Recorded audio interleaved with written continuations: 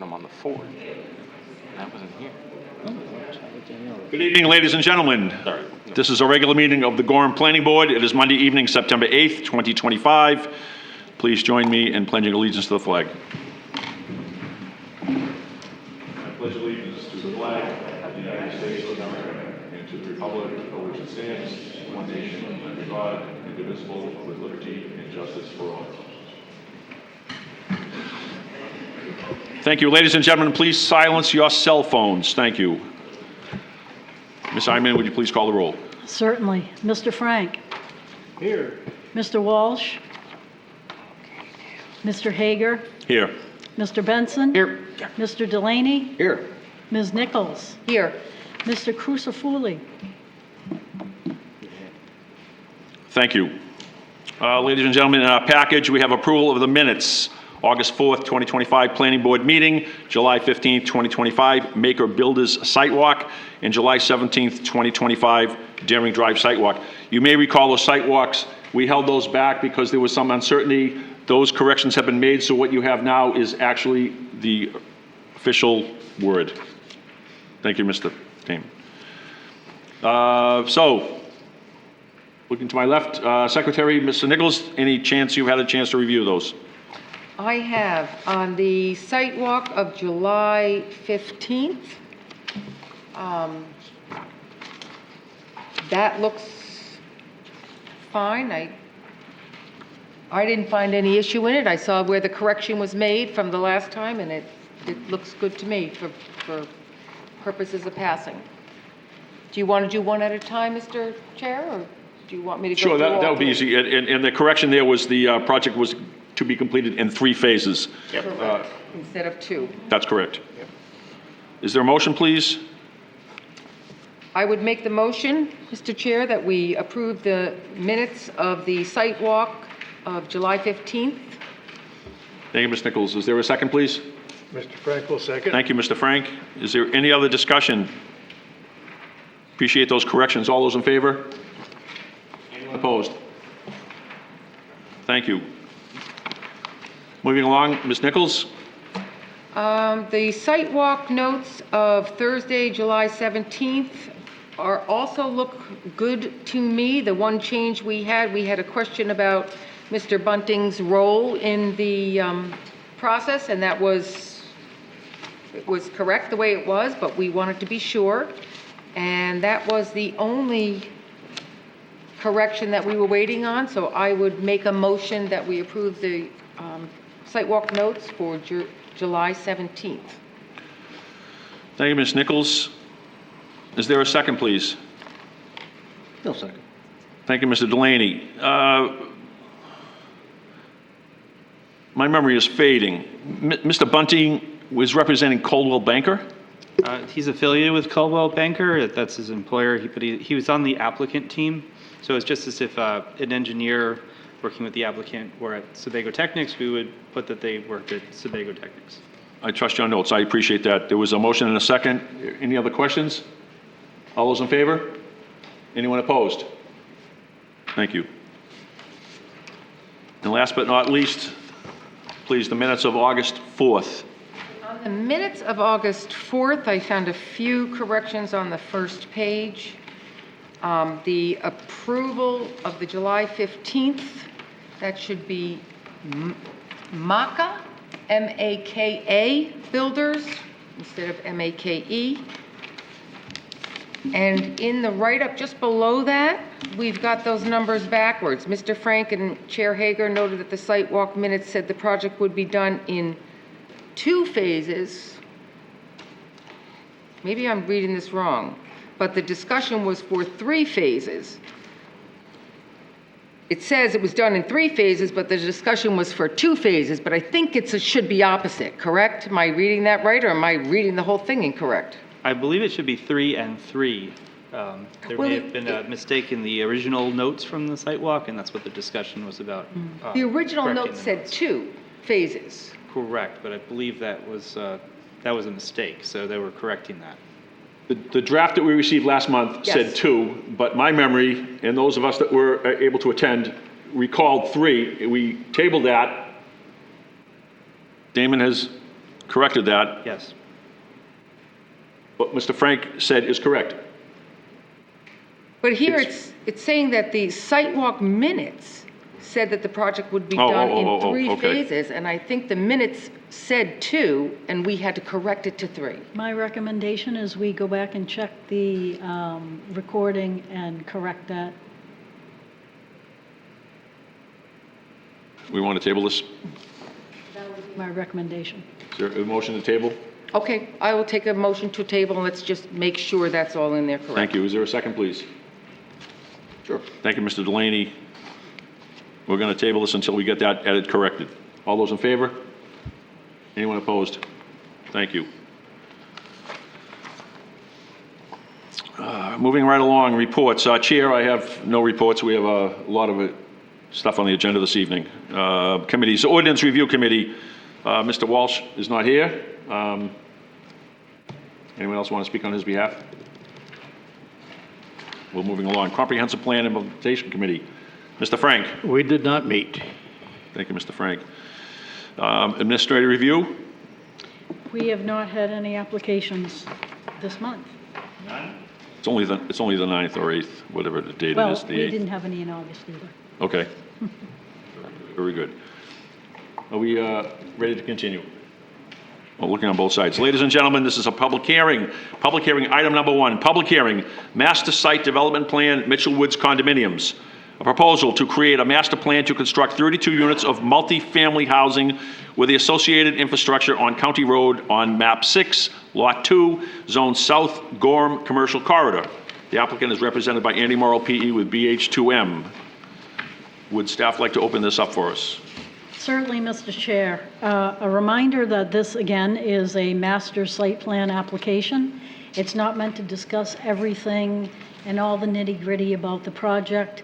However, the applicant would like the board to make a few decisions on some of the staff recommendations based on the ordinance. So we have several comments. On page 2, you'll see we want to make sure we ensure emergency vehicle access through the site.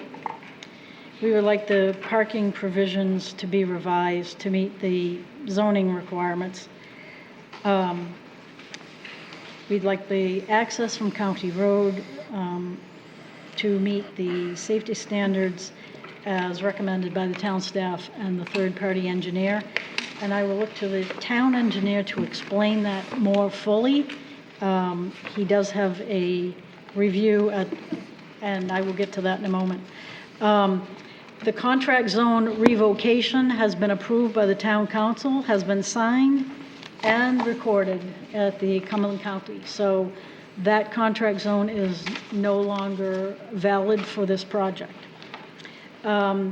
The performance standards that apply to this are noted on page 4, and that's something particular and sort of a little more ingrained in the site plan review, and we'll get to that at another date. On page 6 is the comment by the fire chief, Ken Fickett, and he has commented on the traffic islands, the phasing and the radius of the corners.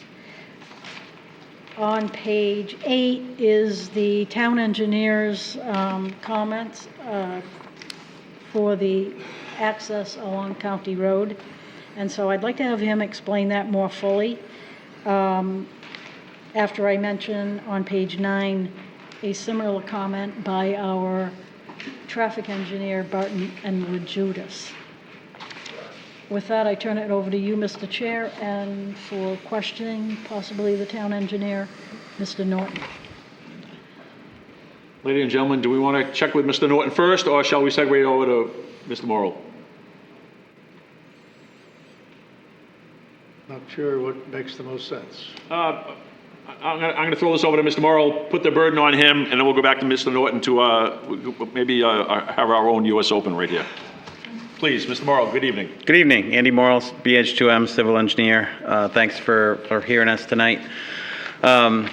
Here tonight really to kind of discuss right in, right out, and turning lane on County Road.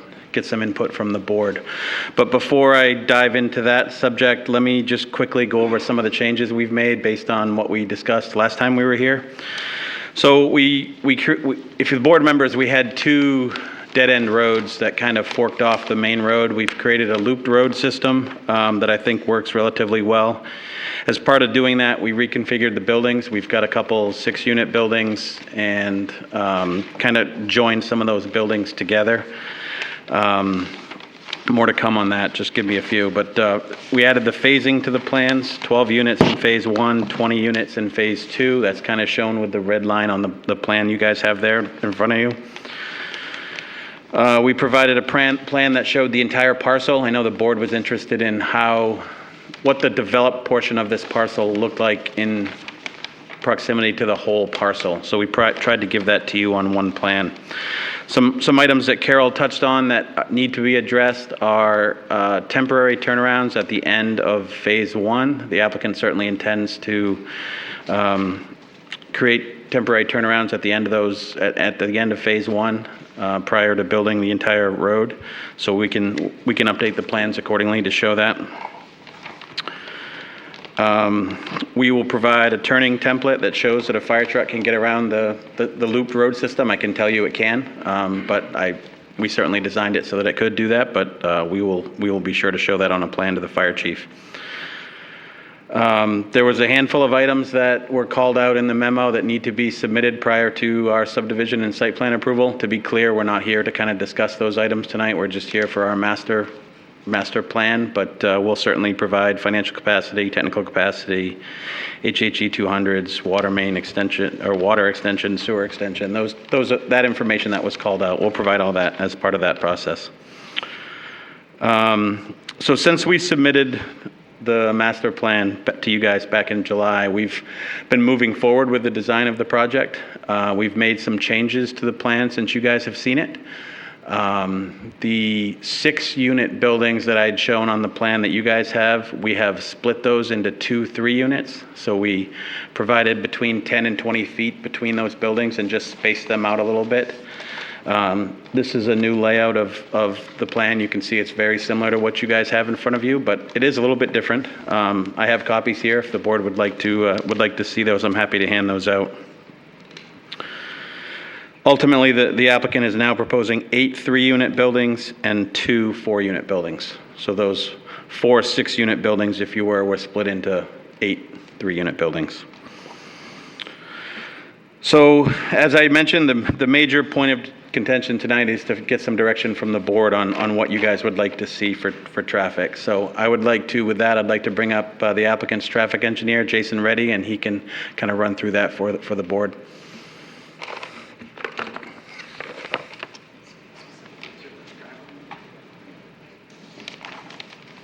Hello, my name is Jason Reddy. I'm a traffic engineer and traffic lead for VHB. I'm a licensed professional engineer for the state of Maine for 20 years, working in the public and private sector. And I'm also a professional traffic operations engineer and a professional transportation planner. I wanted to talk tonight about the driveway access to County Road for the development. Respectfully to the town's engineer and the town's reviewer. It's our belief that the right-in, right-out is the most appropriate solution for the access of this development. For one, that it is a smaller development, and I think that the significant amount of work that would take to provide those modifications on County Road may be kind of outsized to the amount of traffic impact that's being provided for the development and what impact that is on the transportation network. And I think I just wanted to say that what we're trying to propose is the right-in, right-out. And in this case, I think that, with a right-in, right-out, that provides it's actually, making operations worse for the development itself, by that delay impact there, but not to anything on County Road. There wouldn't be any significant impact there. Whereas, there could be additional, what we call conflict points, if we allow left turns out and left turns in. In this case, there's only the movements coming in and movements going out. So those are less than the number of conflict points if people are trying to turn out through the traffic or with the traffic that they're coming with. So by reducing that, we believe that that is a safer access to provide for that. We additionally just want to note that we would, that raised island, I think part of the objection was that, we wouldn't be able to count on that 100%. I think that the way that it's designed would, be prohibitive to that. I think to some way it could be designed such that, there wouldn't be emergency services issues with that. I mean, I think there would still be like a mountable curb, but certainly prohibitive to a passenger vehicle that would be attempting to do it. And even in such cases as that, it would be, it's my belief that that would be the safest treatment for that road. If we can review some of the previous memos that I've provided for this, you can see that, you live here, that, there's certainly significant safety and crash problems in that entire area, mainly to do with a lot of the congestion that's out there. I would also note that a lot of what we're showing here is really just based off from the peak hour. And I think, part of what anyone that would choose to live or purchase in the development, I mean, this isn't like a change of use. This is how we're proposing for it to be built.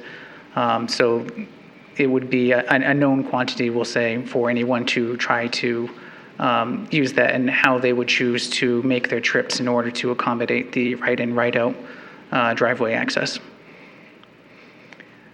I guess at this time, I could take any specific questions, or I can turn it back over to Andy. Members of the board, any questions? Please, Colonel. I'd really like to bring the town engineer in either right now or very soon to talk about this traffic piece specifically.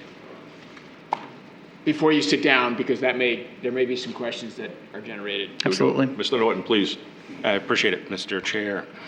So I think the highlight here, the problem that I have with the applicant's traffic engineer's assessment is it assumes 100% adherence to a right-in, right-out. And, he spoke specifically about a mountable curb. We all know that anybody, even passenger vehicles, I agree with you, maybe small passenger vehicles can't, but there are certainly passenger vehicles that will mount that curb. And quite frankly, without building a grade separated median in the center of the main line, even the FHWA manual says that it's inadvisable to try to channelize traffic with a right-in, right-out configuration. Now, he also spoke to some safety concerns on 22, and I would agree with that. I think, again, looking at this contextually, knowing that there's going to be a lot of people traveling from the east heading west who may try to turn into this subdivision. If they can't because of a right-in, right-out, what are they doing? Are they detouring all the way down and around and coming in from the west, or are they bypassing this neighborhood, turning around somewhere else, making that left, and then pulling back into traffic and making the right in? So the applicant's traffic engineer did propose some points on their supplemental information within our packet. I went over a couple of their justifications for not doing an additional either two-way left turn lane or dedicated left turn lane. I addressed right-of-way acquisition, the moratorium on Route 22, and then some of the some issues with utility relocation grading and drainage, none of which I would see as being prohibitive to the addition of a two-way left turn lane or a dedicated left turn lane. I'd also like to add, contextually for this corridor, we do have other places like the VIP, which is 1,500 feet to the east, that did have to add or did add a two-way left turn lane for that development. I did go back and take a look. I would have to find those numbers specifically, but I believe their peak hour numbers, at least in the AM, I think was exactly the same as what this proposed development is. The PM might have been a little bit higher for VIP, but the traffic numbers were somewhat similar. So I'd take any other specific questions, but I think, again, the highlight here is, does it cause any less level of service on 22 to do a right-in, right-out? Perhaps not, but I just don't think we're looking at both scenarios. I think the applicant has only looked at, right-in, right-out, and only assuming that it's 100% utilization. Thank you, Mr. Norton. Questions for Mr. Norton? Questions for Mr. Reedy? Yeah, so was the right-in, right-out considered along with a dedicated left turn lane? I think that was considered, but I mean, it would be just that I felt like the safest option was going to be the right-in, right-out, and so that is what we proposed as action for the applicant.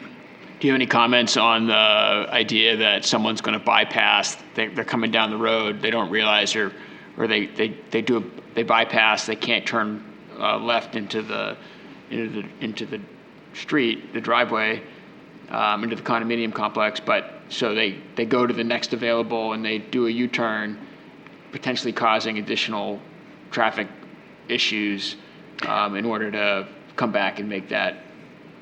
I would suggest that in that such cases where, they would go beyond the development. I mean, there's also, other ways to get here. You could take a different road, but I would say it would be better to go to a controlled access, such as a signalized intersection. It would be better, sure. Yeah. I just know, I've tried to get out of that VIP parking lot many times and been stuck sitting there trying to take a left. Right. I understand that's a challenge. But I'm also not super convinced that everyone's going to go to the next light and make an appropriate turn, and then that's additionally creating potential additional traffic issues at other places. The traffic's going to go to the path of least resistance, right? They're going to figure out where they can go to in the quickest amount of time, and so without knowing what that's going to end up being, that's a concern for me. Thank you, Colonel. Anyone else for Mr. Reedy? Thank you, sir. Do we need to speak to Mr. Morrow again? Do you have more to add? Okay. No, we are, that's the end of our presentation, Mr. Chairman. We're happy to answer any other additional Great. questions the board has. Thank you, Andy. Yep. Again, ladies and gentlemen, this is a public hearing. I would ask anyone that would like to speak in favor of this project to please approach the podium, state your name and address for the record. Again, anyone in favor of this master plan? Anyone?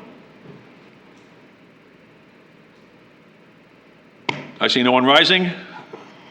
Ladies and gentlemen, if there's anyone here that would like to speak against this project, please go to the podium, state your name and address for the record. Anyone opposed? Anyone opposed to this project? I see no one rising. And last but not least, anyone that has an opinion on this project, one way or the other, please approach the podium, state your name and address for the record. Good evening, Susan Duchesne. I've been in front of you before with this project. I just want to mention one thing that hasn't been talked about is this is 32 units, one-bedroom units, primarily over 55. This is not some huge impact, and the cost, I think it's cost prohibitive to ask to widen a road that has a moratorium on it, relocate, all the utilities, all of that. Now, I think Chuck just mentioned a raised island again out there, which we've been told by Terry Deering is absolutely not going to happen. Thank you, Mrs. Duchesne, but I was asking for no opinion. It appears you do have an opinion. Okay, so my opinion is that the right in, right out is more than significant or sufficient, but that's up to the board. Thank you. I appreciate your time. Ladies and gentlemen, anyone else? Anyone else rising? Thank you. I will close the public hearing. Members of the board? The drawings have been updated. Thank you, Mr. Morrow, I appreciate that.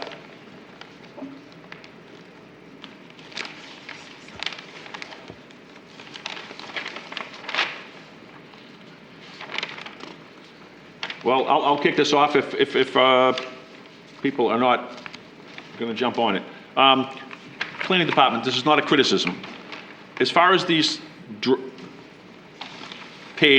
presentation of item 1, we should say construct 32 units. The words, no disrespect. Thank you. Thank you. On page 6 of 13, again, sort of Chief Fickett, it appears, it says on 613, item 1, traffic islands, the fire trucks will get damaged with the, this, I think there's a word missing. Right in. With the, I suspect it's that median triangular thing, but I suspect there's a word missing, just for anyone else. So let's throw that word in there, we'll say the medium. Thank you. On page 7 of 13, item number 3 is what is the radius of the corners? They will need to accommodate ladder 2 for ease of going around them. Any chance that Mr. Morrow's been able to get dimensions of this truck from Chief Fickett? Any chance you've incorporated that? Any chance that you have that dimensional information? So he typically asks us to design it to a 52-foot long fire truck. I have not spoken to him about this specific, the specifics that he's looking for in this case, but I would suspect that that's what he's looking for, and that fire truck can make it around this curve. You've designed for 52-foot radius? Correct. Thank you. Mr. Norton, any chance you know? I don't. No. Okay, well, we'll have to, 2 thumbs up on that, I hope. Yep. Like, we'll certainly provide him with a turning radius that shows that we meet that requirement as part of our site plan subdivision. Yes, approval. I think that is imperative. Thank Yep, you. absolutely.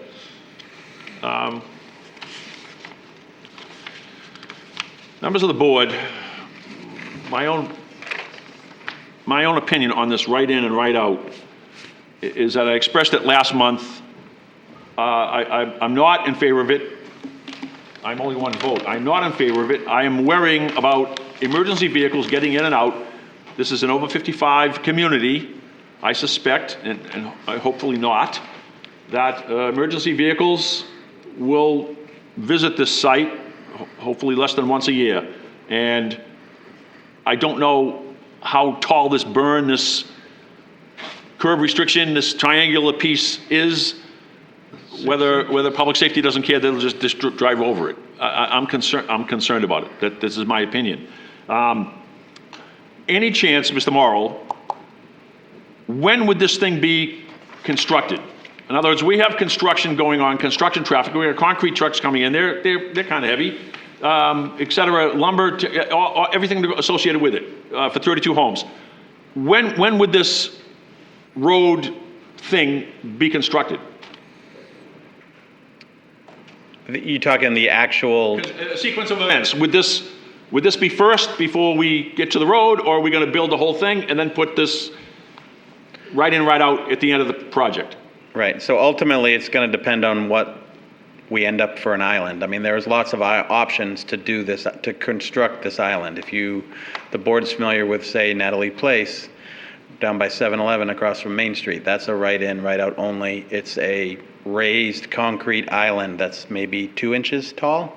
It's basically just concrete that allows a larger vehicle to be able to drive over it, try to deter everyday pedestrian vehicles to not drive over it. If that was the case, that would be constructed as part of the paving process. If it's a raised island where we've got some curbing that is sloped curbing that would allow larger vehicles to drive over it, we'd be constructing that as part of the construction of the road. Mr. Frank? Yes, on page 9 of our notes, there's the Barton and Laguitas. Should be strong consideration for construction of a 6-inch raised center median island. That's not 2 inches, it's 6 inches. Correct. That's pretty tall. It is. Is it gonna, would it have ramped sides or vertical? It would. If you think of the Sebago Brewing entrance, that's the furthest away from downtown. That entrance is a right in, right out only. That one has a raised island with slope curbed. That one is really good at restricting cars from not being able to go left in either configuration. The difference at Sebago, Sorry, I was just going to note, the town engineer's reviewer's comments was speaking specifically to a 6-inch raised center median on County Road, which I believe all parties have discounted. They weren't referring to a 6-inch raised median at the entrance, at the driveway entrance. I just wanted to make that distinction. Thanks, Jason. Yes, thank you. thank you, Mr. Reedy. Mr. Morrow, the difference with the Sebago Brewing, it is right in only on that end, but there was an escape end to right or left on the other side. Yeah, the far entrance is right in, right out only. That's correct, as you're coming Yes. west. Yes. So that's the same configuration that this would be, if that was the approach that was taken for that island. Understood. I Yep. was just simply making the point that there is a right Yeah. and a left exit Correct. further down. Correct. The main entrance is both directions, yes. Thank you. Members of the board. Please, Ms. Nichols. I just, I have a question. Yeah. It appears that the drawings that we received are not the drawings that you're talking about. That you updated them since this? Yeah, so we split those 4 buildings and moved them 10 to 20 feet, yes. How long ago? That we could have gotten those? Because I really look at the plans and look at them, and then to come and have them be completely a different configuration is difficult. So I'm sure you didn't do it on purpose or intended to be that way. Nope, it was But- a minor change that we didn't think was something that you guys were interested in us submitting beforehand, but if the board is interested in that, we're more than happy to have a discussion about it. Well, my question is that realizing that you really are just talking about this one piece, the in and out, but Yeah, that's really I have a couple what- of things on the drawing that I'm wondering if I could mention them, so when they redo the drawing, maybe it, We are voting this evening on revision 3, what we have in front of us. so all we're looking at is the right in, right out? Or we're looking at The this entire revision? master plan Okay, is so what's I- being discussed. Except for that the drawings changed, but I just have two Well, little comments We that I can, would we like to we can ignore that the drawing has changed on that. That's at least revision 4, perhaps revision 5, I don't know. Could be. But we have revision 3 in front of us, and that's what we're debating tonight. Okay. So I can ask my questions Of course. on this. More than question, maybe just comment. Great? It appears that you have esplanades all around Correct? the unit, Yes. and it has come to my attention and paying attention to esplanades that they're very difficult to keep maintained. Even going down Main Street, you see the different homes, some maintain it, some don't. So I'm wondering if an esplanade is a good option, and if it is, who's going to maintain it? Is that part of the homeowners association contract with their landscapers, that gets addressed, rather than just assuming the homeowner that's living there is going to take care of the esplanade? Right. So that was just one comment. And the other comment is you have a stockade fence. Looks like it's off to the left. And again, because of longevity in a stockade fence that doesn't last very long, I'm just wondering if you might... That's an existing fence. Oh, it's already there? Yeah, that's the abutters fence. Okay, I won't even go further than that. As for your Esplanade comment, so the roads here are all proposed as not public roads. They will all be maintained and owned by the homeowners association, who will be in charge of maintaining the roads and esplanades. And the esplanade? Yeah. I'm good. Thank you. Anyone else?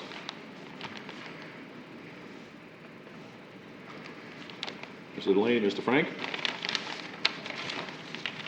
Colonel Benson? Yeah, I still have concerns about the traffic The town's position is fairly clear. And I guess I don't know that I've heard enough compelling information to make me go against the town's recommendation. That's just what I'm thinking right now.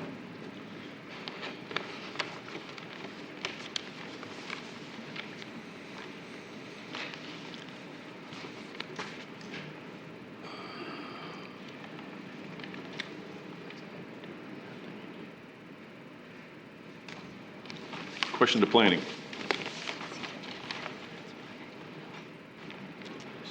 I'm looking at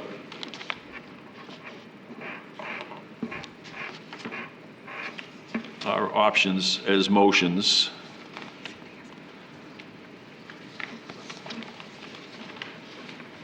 There would have to be an edit to a motion, I guess, if we wanted to make some exception to this right in, right out. Because the master plan is presented. You would add, yes, the version that you had submitted originally, you would add a condition of approval about the dedicated left turn lane, if that's where you want to head with this. And then you could possibly grant approval, but you would add in that you need to specifically choose that, which option? Mr. Chair, there is a proposal written under conditions of approval, number 11. Yes, I see that, thank you, yes. And I'm still available to be convinced one way or the other. So if the applicant thinks that they can, make a case, then I'm willing to continue to listen. I'm not sure what the timing of when you need this decision to be made, and I'm not sure what the rest of the board feels. But if we want to vote on this tonight and approve it and go forward, or do a motion, that's fine. I'm just saying I'm just not convinced right now. If I may? Thank you, Colonel, They please. would need to submit a new plan, a new master plan, with the next packet of information, showing whatever you decide. So if it's the right in, right out, they could continue on with what they submitted in person tonight to you. Or the next iteration would have the option on in County Road, whatever you choose to go with. Thank you.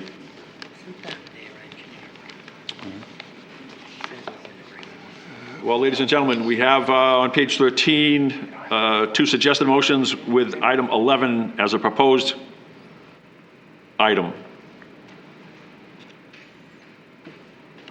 Someone comfortable making a motion? Or discussion? More questions?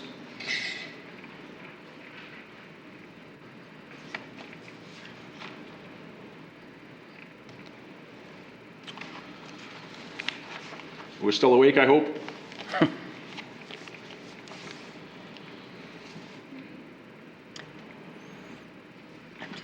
Ms. Nichols? I'm a little bit confused, I apologize. I thought this was a public hearing just to go over this, and yet I see a motion to approve the plan, The master plan, that's correct. the master plan. So we are looking, the applicants are looking to have their master plan approved tonight? Correct. There are, in highlight and the rectangle are two typical motions that we've seen before, perhaps, not wordsmith. But item 11 on page 13 addresses the right in, right out, the turn lane situation.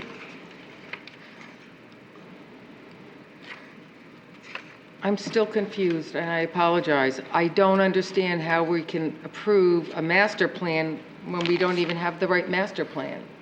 We don't have the latest version. This, again, ignore anything that's done in the future. What we are reviewing and what we may or may not approve is this version, revision 3, as it's presented to us. Okay. And if you don't agree with that, you can make you can make a direct statement as to what you would like to see and vote on that, make a motion and vote on that, and then vote to table the master plan approval. When you see the plan that you actually want. Does that make sense? Yes. And I also understand that they're still looking for guidance on the road entrance. Well, I think To perhaps me, the motion, to me, that's kind of the key, is where does the board lie on the road issue, right? If where the board lies on the road issue determines, in my mind, what we do next, right? I mean, if the board feels that a turning lane is necessary, then the question becomes, does the board want to see on the master plan the turning lane shown on the plan? Then if we do, we need to go back and kind of take some action on that. If the board is okay with the right in, right out, then it seems like maybe we could consider taking action on this item this evening. makes sense? Or we could take action on it this evening with a condition of approval Yep, to come back with. Absolutely. With a Revised. revised left turn lane, if that's what the board decided. And all else looking good Right. on issue. Okay. So Colonel, are you so inclined? Yeah, I'm not sure if I haven't heard from the rest of the board, excuse me. I'm not going to move. Don't drive So over his just glasses. not sure if we're ready for a vote. I can twist people's arms. If anyone has questions, we can ask the traffic engineers, Mr. Norton, we can ask Mr. Morrow. We've got 13 pages here of decisions that have been made and offered by code enforcement, police chief, public safety, fire.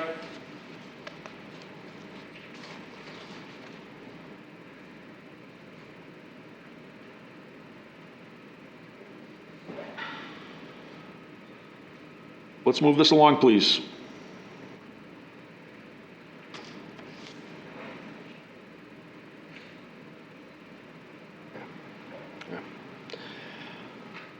Mr. Delaney? I'd like to see, I can't see the island as being a traffic calming measurement. That's not going to prevent people from turning left. Could you please? I would be more in favor of the lanes turning into the property as opposed to the island. If I heard you correctly, you're against right in, right out. Absolutely. Thank you. Yeah. I just don't think that's going to be an effective solution. We're all going to drive right over it. Would you like to make a motion to that effect? Are you comfortable doing that, or would you like to pass that along to someone else? Pass that out. Mr. Chair, I move to grant Mitchell Woods condominium master plan approval for a multifamily age-restricted housing project located on map 6, lot 14, zone South Gorham Commercial Corridor, with conditions of approval, including number 11, proposed that a dedicated left turn lane be provided for westbound traffic on County Road to access the site, subject to review and approval by the town engineer. That was a mouthful. Is there a second, please? I will Ms. Nichols, second thank you.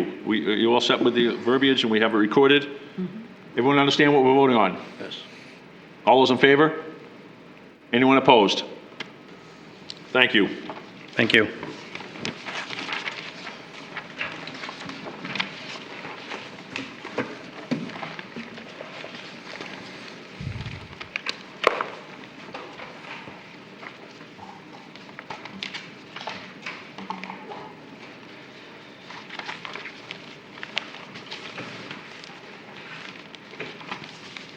Everyone all set? Moving along. Ladies and gentlemen, item 2 is a public hearing, a master plan site development, Narragansett Reserve Estates. Proposal to create a master plan to construct a 102-unit condominium community for residents 55 and older. The property is located off Newton Drive on map 8, lot 10, zoned South Gorham Crossroads. The applicant is represented by Andy Morrow, PE of BH2M. Ladies and gentlemen, please, I'm asking you to vote to recuse me. I live on Newton Drive, and I don't want to have any Mr. Chair, we have discussed in the past, there is no vote needed, but if you would like a vote, I'm happy to For the organize record, that. please, yes, I'd just like it for the record, thank you. Okay, can we make a motion? The chair is asked to recuse himself, I would make the motion to allow him to to, allow the chair to recluse himself from item 2 on the agenda tonight. thank you, Ms. Nichols. I'll second it. Second, all those, any discussion? No. All those in favor? Any opposed? One opposed. Thank you, Mr. Chair. We'll continue with the public hearing, Master Site Development Plan, Narragansett Reserve Estates, a proposal to create a master plan to construct a 102-unit condominium community for residents 55 and older. The property is located off Newton Drive on map 8, lot 10, zone South Gorham Crossroads. The applicant is represented by Mr. Morrell, PE of BH2M. As I said, this is a public hearing. We'll start with the staff to get us up to speed. Certainly, Mr. Vice Chair. So this is a proposal, it's the fourth time it's been before the board.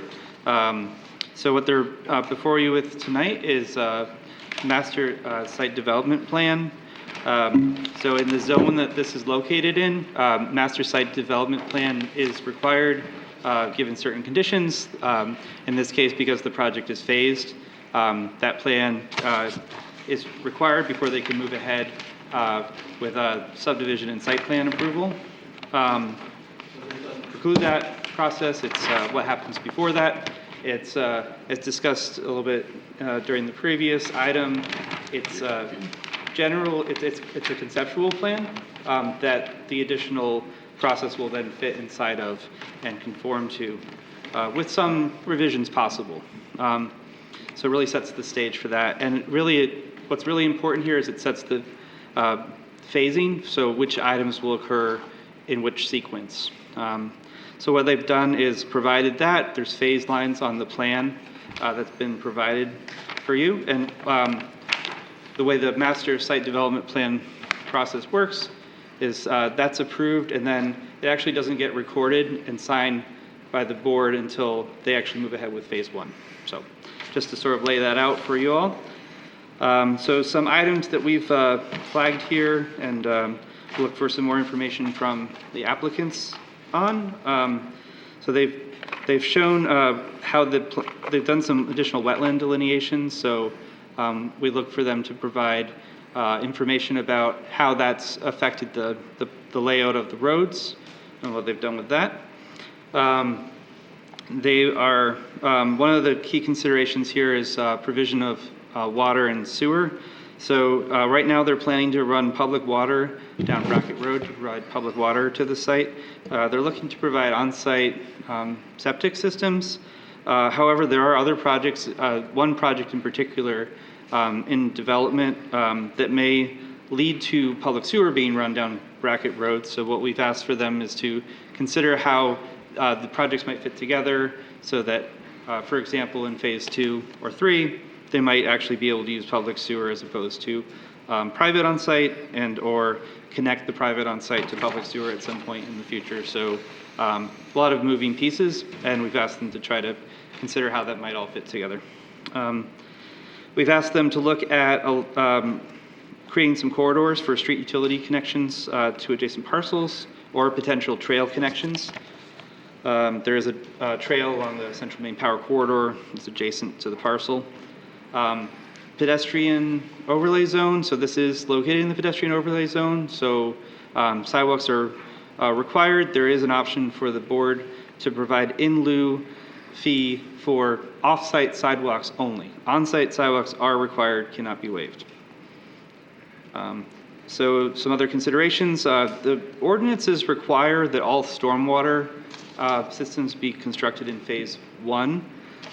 They did have some of their systems slated for construction in phase 2 and 3, so that's something that the board should discuss with the applicants. And there's a question that came up with staff about a traffic study and whether that may or may not be required for them to move ahead with the master site development plan, or you could look for them to provide that when they get to subdivision and site plan. And with that, I'll turn it back over to you, and happy to take additional questions from staff as we move forward. this evening. Thank you. Before I go to the applicant, any questions for the staff currently? Clarifications? No? Mr. Morrow? Good evening, Andy Morrell, BH2M. Thanks again for having us. Here representing Maka Builders. So we were last before the board, I believe, on July 15th when we did our site walk. Since that time, we've been working on some pretty hefty revisions. As the board recalls, there was quite a bit of studies and analyses that were needed to kind of move this project forward. We're working through those right now. Since we needed this new kind of master development step, we thought it would be good to, while we're kind of working through these studies, to come before you guys and have a discussion about the master plan. So that's really why we're here, to just kind of move things forward on that front. So as we were working through these studies, specifically when we were working through the nitrate study, some additional wetlands were found in kind of the northwest corner, up in here. If you look at the previous plans that were submitted, that was not a wet area. That area has been designated as wetlands.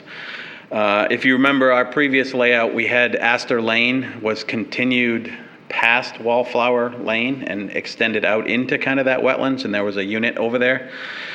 So what we did was we eliminated the end of Astor Lane. We basically cut it off at Wallflower Way. We turned units 70 to 72, so they now run parallel to Wallflower Way. And we redid the stormwater accordingly. So we basically got most of the work out of those wetlands. There's a little bit of an impact to those wetlands, but it's very insignificant. As Damon mentioned, we added the phasing to the plan. Note number 17 of the plan kind of spells that out. There's also kind of a dark line on the plan which delineates the three different phases. 36 units, phase 1, 35 units, phase 2, 31 units in phase 3. We did have a PRC meeting with staff last week. I think it was very productive. Some of the items that came up, Wildflower Road is not an acceptable road name. There's another road in town that's close to that, so we'll change that. The applicant was required to extend the sidewalk, and I understand that through Damon's presentation, that's not a waivable requirement, internal sidewalk requirement. So they're going to be required to put the sidewalk along Shirley Lane up to where units 1 to 3 are located. We talked about Shirley Lane, the end of Shirley Lane, extending the right-of-way to the abutting parcel to give your connection to the abutting lot, so we'll certainly show that moving forward. We've had some conversations with planning staff about off-site sidewalk improvements. The off-site sidewalk improvement fees are about $255,000 for this project. Just a question for staff, is that a negotiable number, or is that the number that the applicant is held to? I don't really know exactly how that process works. We're going to look to some other folks to make that determination. Okay. Engineer, Director of Community Development. Okay. That's a conversation to be had. Great. So yeah, we did receive the town comments last week. We have reached out to the Portland Water District, started the ability to serve process. Fire chief wants some specific input on where hydrants will be located along Brackett Road. I think that makes a lot of sense. We'll touch base with him to show those on the plan. Jason Reddy from BHB is working on a traffic study for this. We will submit that as part of our subdivision site plan process. At least that's how we would like to proceed, if that's acceptable to the board. Mark Sensi, Geologic Inc. is doing a nitrate analysis. That's about done. We will again submit that information as we move forward with the other steps that are required as part of this project. The applicant will certainly consider a trail. I will talk to them about that the Conservation Commission had asked for on the CMP easement. I'll have a discussion with them. Our hopes are that the board would be willing to take an action on the master plan tonight. Moving forward, our plans would be to finish up all the studies, revise the plans as recommended by staff and your consultants and by the board, come back to you guys at some point in the future to be considered for preliminary subdivision and site plan approval. When we come back and submit to you guys, our intention is to submit to the DEP at the same time and get that process started too. So that's kind of We're still kind of early in the permitting process of this project, but wanted you to understand how we see things going moving forward. So, Mr. Chairman, with that, I'll throw it back to you. Thank you. Thanks. Any questions for Mr. Morrow before we open the public hearing? Can we ask about sidewalks? You can if you think it might inform the public hearing. I think that's appropriate. Just a little more specific information on where the sidewalks would be or would not be might be helpful. Are you talking on-site or off-site? Well, starting at the beginning of the development and straight through. Yeah, so the sidewalks are all shown on the plan. This little light line here is the sidewalks, is where the sidewalks are all shown now currently. The piece we were talking about was this section of road did not have a sidewalk, and the board asked us to cut the sidewalk, but had a sidewalk there. So. Future plans will show a sidewalk throughout the entire internal roadway system proposed. Great, thank you. Yep.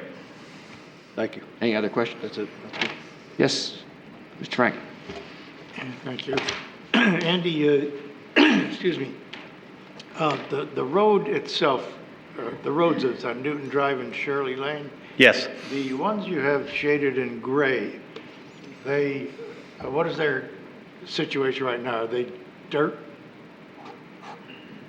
The roads that are shaded in gray, what's their condition? Are they just dirt roads right now? There's nothing there now. Those are the proposed roads. Okay. Yeah. So, in order to build phase one, it appears that you're going to have to complete the roads, at least for purposes of your construction, all the way around, because units 1, 2, and 3 are way down in the left corner off of what looks to be an existing part of Shirley Lane. Yes, as part of, so I tried to in the notes to spell out not only the units, but the roads that will be constructed as part of each phase. So as part of phase one, Newton Drive and Shirley Lane will be constructed as part of phase one. By constructed, you mean paved? Yes. Okay. Now, in terms of the construction traffic, you could bring your equipment in for the 3 little ones down in the corner on Shirley. Well, actually, you could bring them in for 4, 5, 6. Yeah, you could meet in the middle. Yep. Is that your intention for Yep. the construction? Yep. I mean, we certainly could talk to Terry if Terry had a preferred, road. If he'd rather us come in Newton or rather us come in Shirley, we could ask Terry if he'd had a preferred approach. But we're kind of open to direction from anybody on that. Okay, and Louise Street, the little cross one, you'd have no need to trundle over that one? Nope. Okay. That makes sense. That's all I can think of for now. Thank you. Thank you.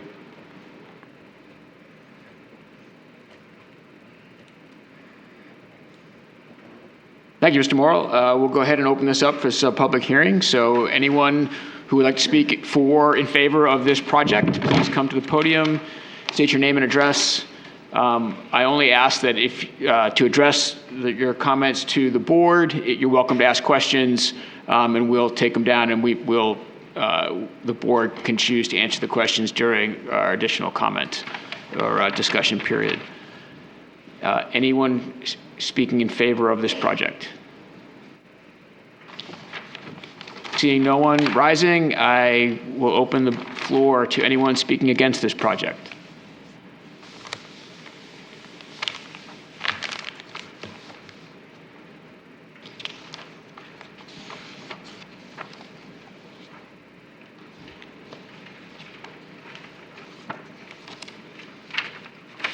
May it please the board, my name is Richard Foley, 14 Newton Drive in Gorham. During the site walkthrough review, a map was handed out. I don't think it's the same one as the one that's here. You probably all got the same one. It showed the intended septic system layout where the, not the tanks, but where the leach fields would go. And I don't know if any of you took the time to connect the dots. I did it with some of my grandchildren's colored pencils. And it looked like the game where you throw all the sticks on the ground and they're all like this. There are several places where the leach field, the feed lines from the units have to cross. There's no other way of getting them from where they were to where they need to go. I believe Newton Drive is scheduled to be a town road all the way through, and that's not going to change. So my question then would be, is it the town's position to allow private black water lines to run under the street? Because at least 9 units, I believe it was 16, 17, 18, 19, possibly 20. I don't have my readers on, so I can't read the small numbers in there, but at least 9 condo units are running their black water under Newton Drive to get to the leach fields behind other units on the other side of the street. To me, this is ludicrous and just begs for an issue, whether one fails or they all fail. And then if that happens, yes, the homeowners association might pick up on it unless they declared bankruptcy or something like that, and then all these people in here get to pay for that fix. I think before you entertain passing this tonight, you ought to table it until they're able to commit to going onto that sewer line and take all of this problem out of context, because there's also in the upper right-hand corner of that map that you have in front of you, I believe there's 7 systems up in there, all on top of each other with a wetlands in between them, that if that happens to flood out with the groundwaters coming in, then the septic systems would be also engaged in that flood. So and the town does have a moratorium, an ordinance against building gang leach fields. This comes about as close to that with to not doing it, but I think it encroaches on the spirit of what the town had in play when the leach field off of Weeks Road failed years ago. So I would ask you to consider this very carefully and not grant anything tonight, but table it until there's a commitment made to go with the sewer system that's coming up, New Portland Road, I believe it is, and then possibly heading down Brackett. It should be a very good marriage for the two systems to get together that way. Thank you. Thank you, Mr. Foley. I would now like to invite anybody else who may want to speak against this project.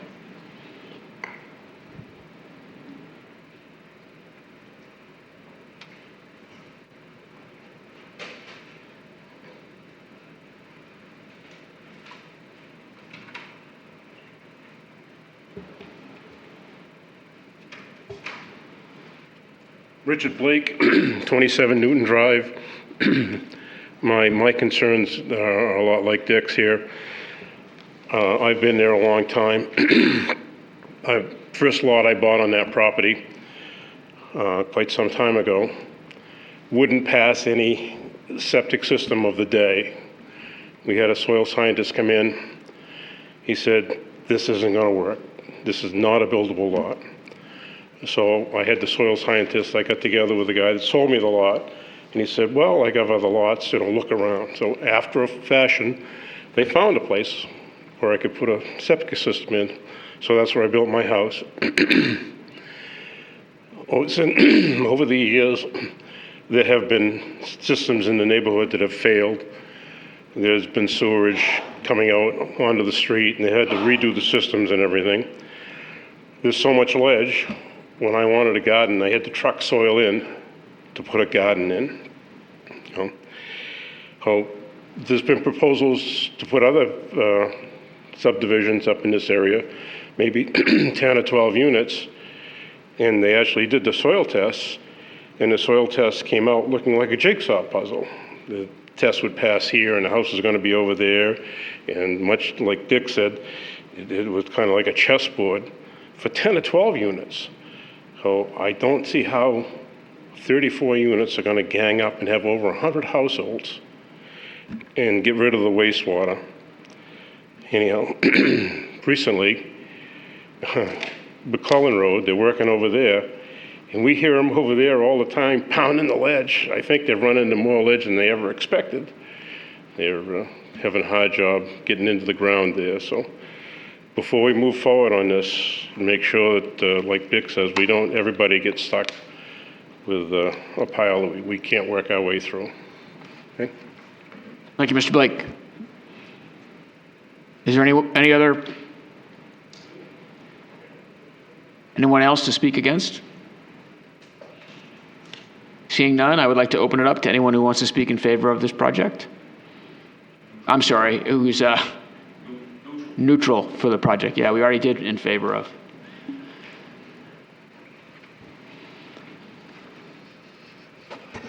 Good evening, Jim Hager, 13 Newton Drive.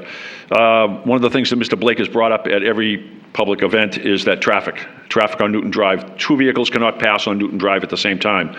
I know there was a site walk on the July 15th. The following morning, there was someone counting cars on the Longfellow side. I didn't know what the person was doing. They would just park there. I stopped to see if they were okay. The person waved they were okay. I come back home that evening, go across now on Newton Drive. The same car was across the street. So I put 2 and 2 together and said, okay, we're doing a traffic study. Well, that was July 16th, perhaps it was July 17th, and I'll tell you there was no school buses or anything else or school traffic at that time. And our neighborhood, Louise and Shirley, have a bunch of school kids going to school. Yes, they're on the bus, but parents are also dropping kids off. So traffic is a serious concern. We keep saying Newton Drive. There's the old Newton Drive, which is existing, and there's the new Newton Drive. So I don't know how we differentiate between those two, but the existing Newton Drive is not wide enough for 2 vehicles to pass at the same time. Thank you. Thank you, Mr. Hager. Anyone else who would like to come up and speak neither for or against, but neutral to the project? Seeing none, I'd like to close the public hearing. And invite Mr. Morrow back up. Are there any other questions, concerns, comments, discussion from the board?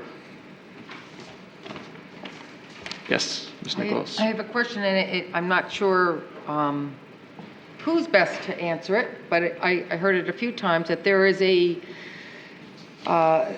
there's the public septic is being built. Is it close to this area?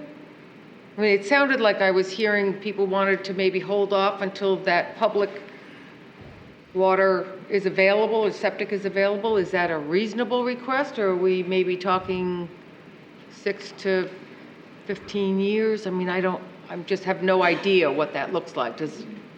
In general, there is planning going on to run water and sewer, public water and sewer, down Brackett Road to the golf course development. Specifics, our town engineer can get into a little more specifics as to timing and where things are at with that in terms of the money and the planning and that sort of thing. I actually believe an item later in this agenda will speak a little bit more to that project. There is a project in development that would require public sewer to be run in all likelihood down Brackett Road to the McClellan area. Mm-hmm. However, that sewer, as we understand it, is a force main, and so you can't necessarily tie you can't tie into a force main. It's under pressure. Say that word again. It's a force main, so it's sewer under pressure, sewage under pressure. So it's pumping uphill. You know, Brackett Road, you're going uphill. So whether or not this development could tie into that is to be seen, and how that happens is certainly an effort beyond, I think, what this project, where this project is at this point. And quite frankly, the project down on McClellan, I don't think has any approvals yet, and they're still going through their process. So whether that construction starts taking place within the next 18 months or 36 months or longer. We just don't know. So it's very much a question mark at this point. So in your professional opinion, is it something that's reasonable that someone should wait for? Or does it seem like it's like just a little too far out there? We're getting a little bit beyond my expertise, just from the standpoint of I'm not a soil scientist, I'm not a septic engineer. So whether or not septic systems are viable on this plot of land, I would have to defer to their own soil scientists. But obviously that sewer line running up Brackett Road, it's not there today. So I can't make any comment on whether or not they should tie into that. Okay. It's not like right there, we should hold off. My opinion at this point is no, it's not.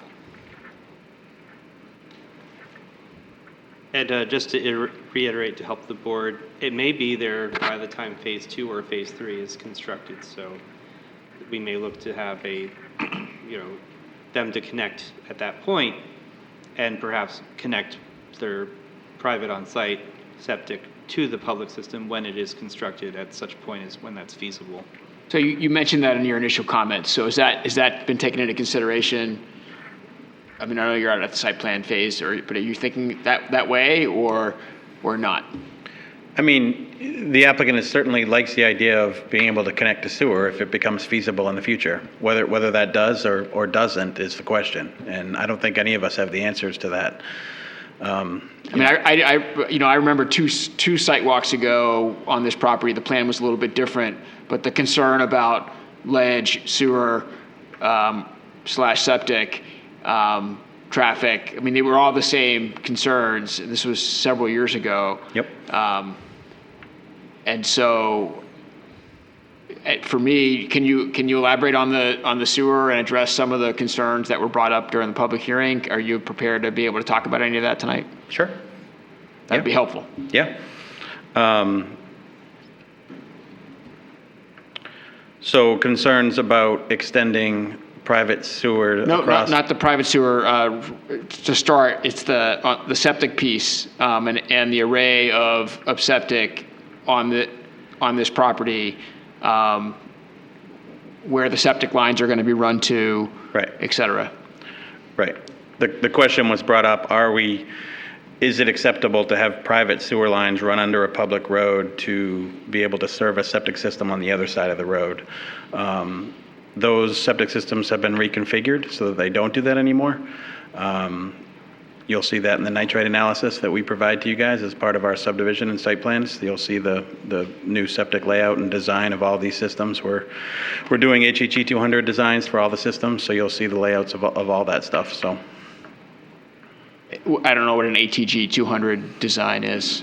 it's the design of a septic system. Okay. It's a state requirement for the design of a septic system. Okay. Yep.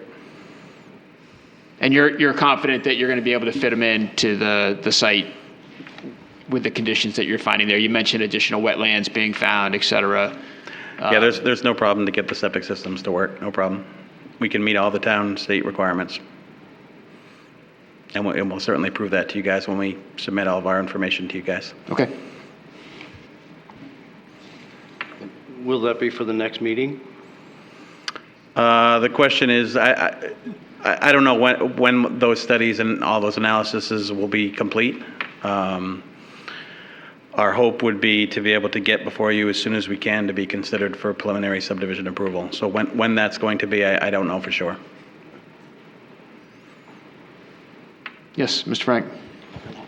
Andy, I'm reading on our notes on page 2 near the bottom. Mm-hmm. It says the applicant is planning to run public water down Brackett Road.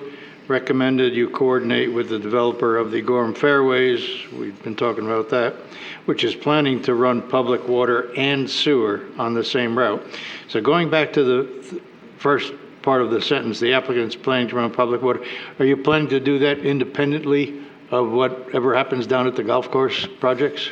Yes, this project alone requires the extension of public water, and the applicants have agreed to extend public water from the Black Brook subdivision behind Wyman's Auto Body to this parcel, yes. And yeah, so to repeat myself, so you're gonna do that independently of whatever the golf course does. So if they run it, they'll run a set of parallel pipes to yours? Well, if the golf course is extending water from ours, they'll extend from wherever we end and go to their project. Okay, so you're planning for that eventuality, that they will tie into your already built They public certainly water? could. I mean, we're not planning for that, but we're designing it to the water district standards.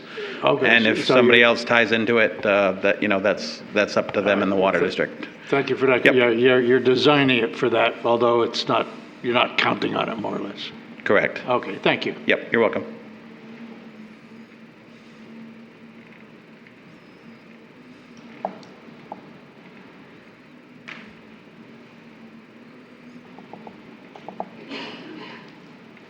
And so the applicant is comfortable going forward with the site plan, with the reservations that the board has already expressed with respect to the final plan for sewer, et cetera, that you'd be obviously including in your initial site plan approval.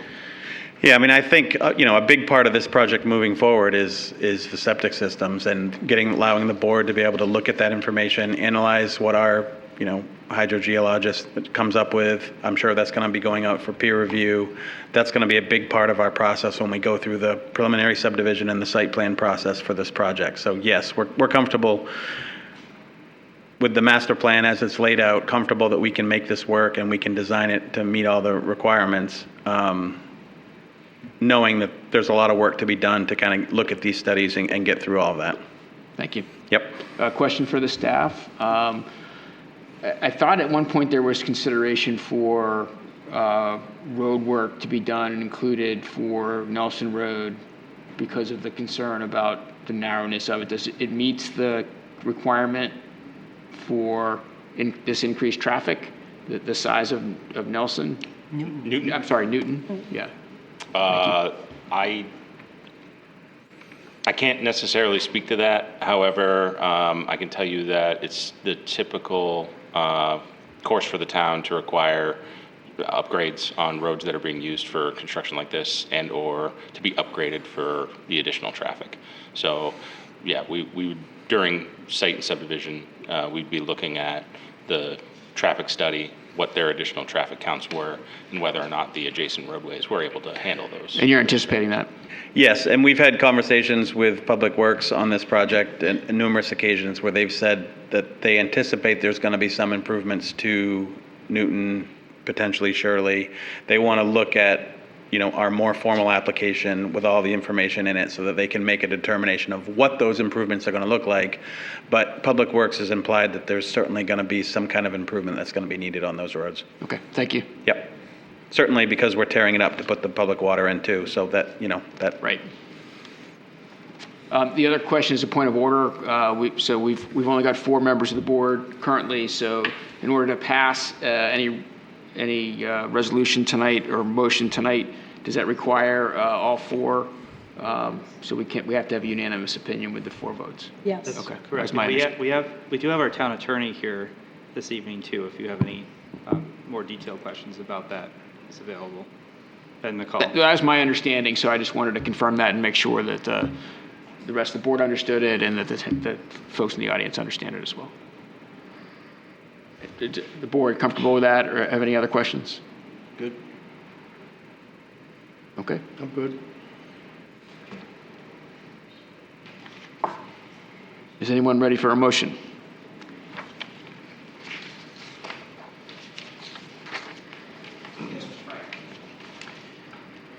Move to grant Maca Builders master plan approval for a multifamily age-restricted housing project located on map 8, lot 10, zoned South Gorham Crossroads, SGXR.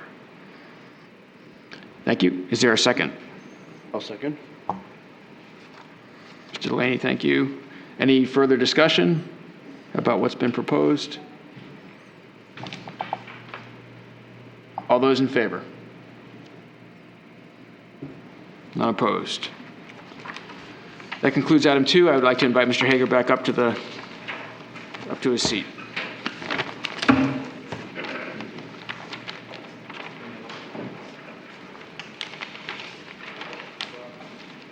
Thank you, Colonel.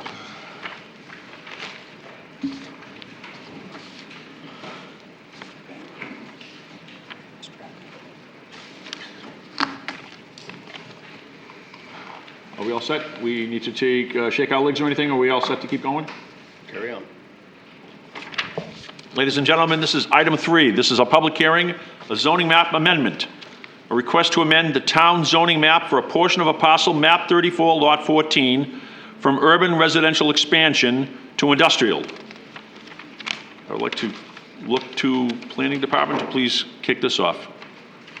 Certainly, Mr. Chair. So what you have before you is a proposed amendment to the town's zoning map to change a portion of a parcel from urban residential expansion zone to industrial.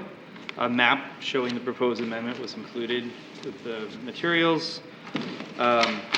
The staff looked at the town's comprehensive plan, which includes a future land use map, which does show that the area is proposed to continue being urban residential expansion.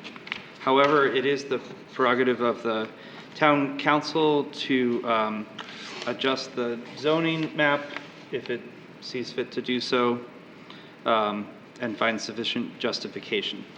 And we do have our town attorney here, again, as I mentioned, who can speak to legal questions about that if the board has them this evening. And with that, turn it back over to you. Thank you, Mr. Yakulov. Do we have any questions for Mr. McCall? We're paying him. Let's get some stuff. Get some answers out of him. Come on.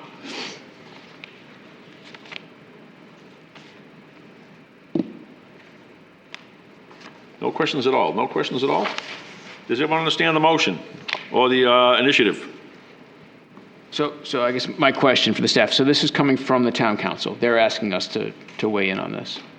Yes, it's required. Because we have no applicant before us. Correct. There's no, so this is coming from the town Correct. council. We do have someone that's representative here that we could call upon if we so desire. It was requested of them by the property owner, and the town council referred it to you because it is a zoning amendment, which is required to have a public hearing in front of the planning board in order to move forward. So that's where we're at. Would you like to hear from the applicant? That would be helpful for me.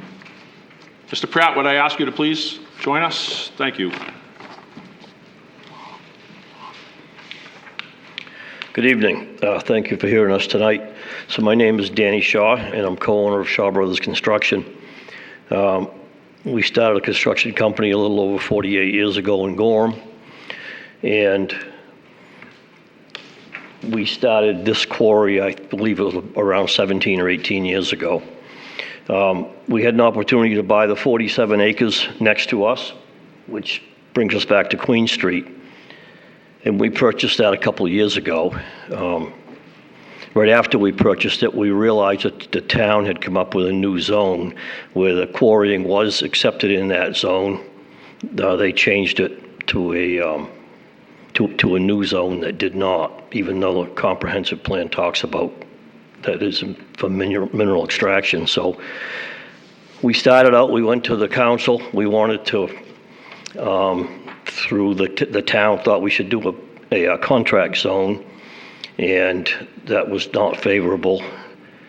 So we came up with an alternative, and instead of having the whole 47 acres, I think around 24 of that would have been quarry.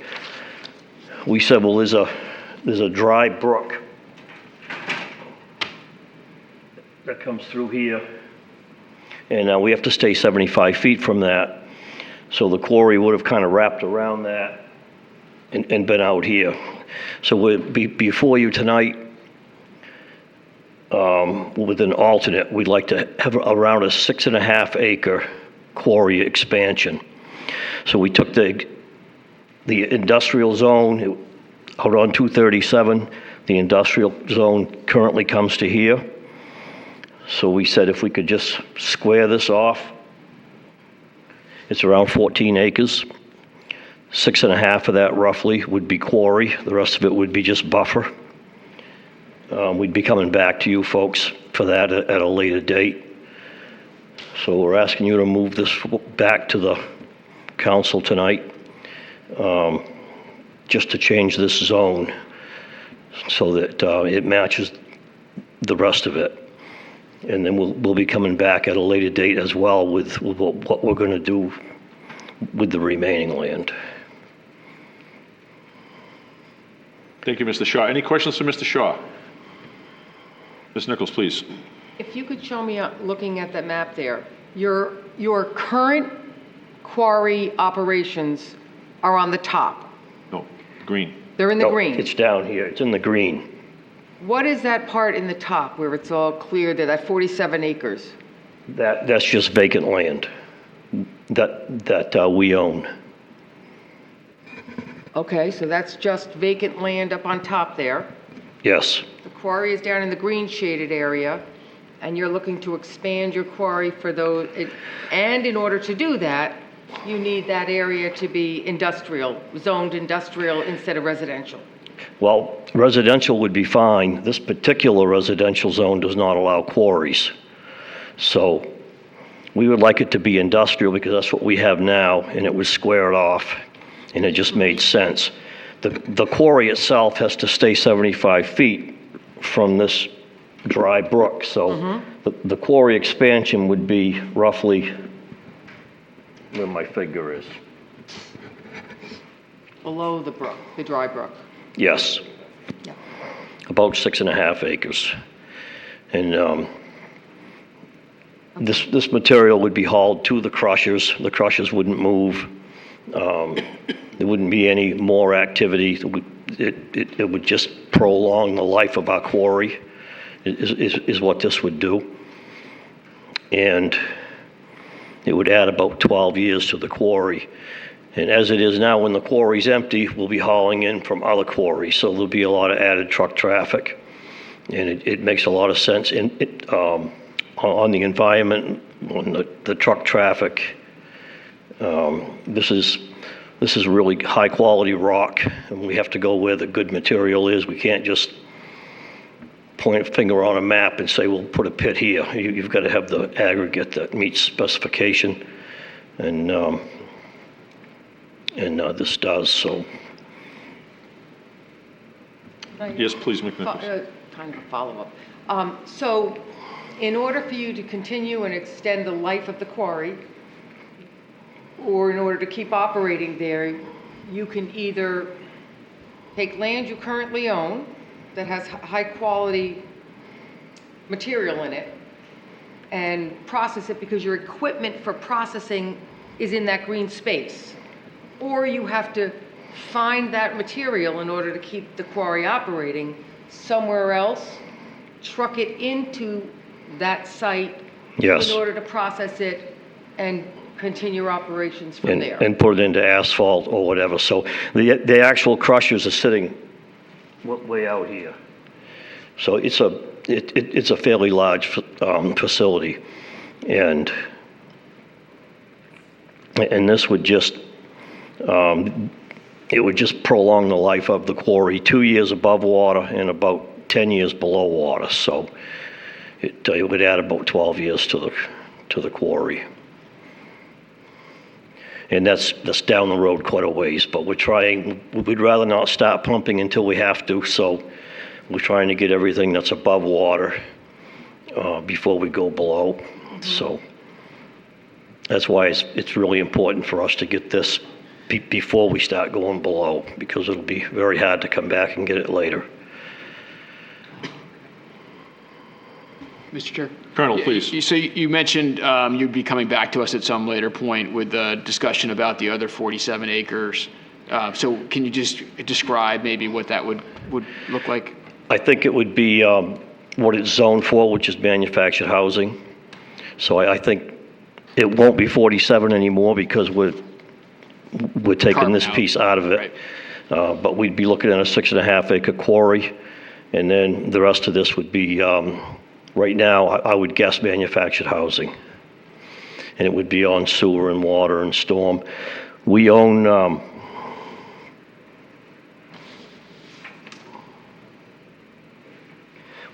this piece now, so we could run our utilities right off from 237. So we have sewer at our shop, so it would be a short run. We have sewer, water, gas. And we would probably be looking at bringing that in this way. And could that be done while the quarry was operational? Yes.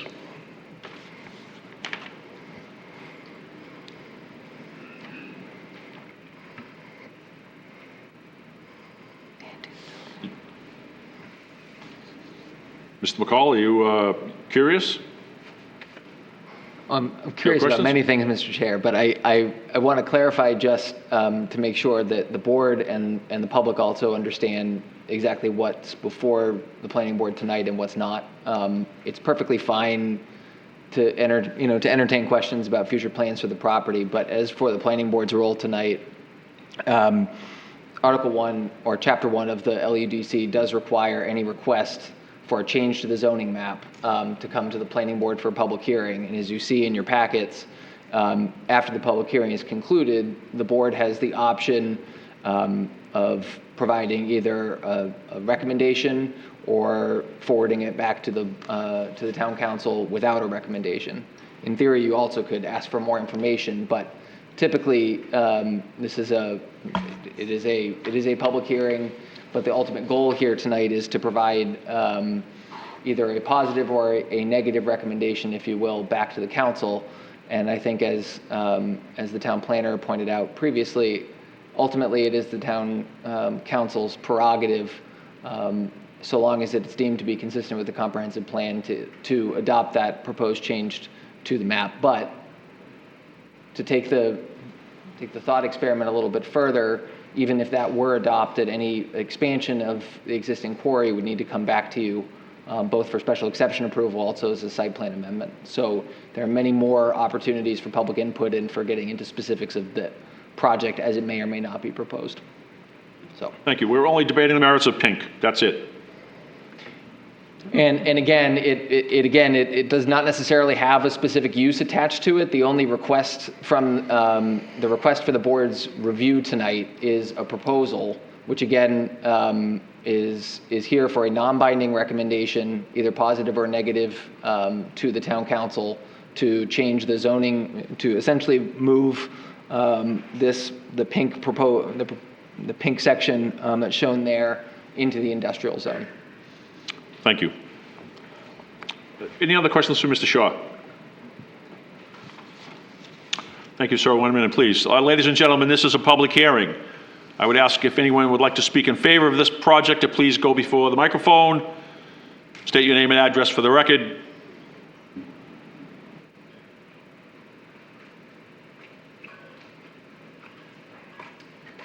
Good evening. Mark Curtis, 258 Narragansett. In one sense, my day job is a competitor of Shaw Brothers, so I should be up here speaking against it. But knowing how difficult, as Mr. Shaw stated, it is to find good quality material, and you have to go where it is. I'm very familiar with that conundrum itself. We all want it close. You know, I'm looking at the agenda this evening. There's hundreds of homes or projects that are in front of you, and every single one of those is going to need aggregate. The further away the aggregate is, the more trucks there are, the more trucks there are on the road, the harder the roads get beat and so forth. It just goes right down the road.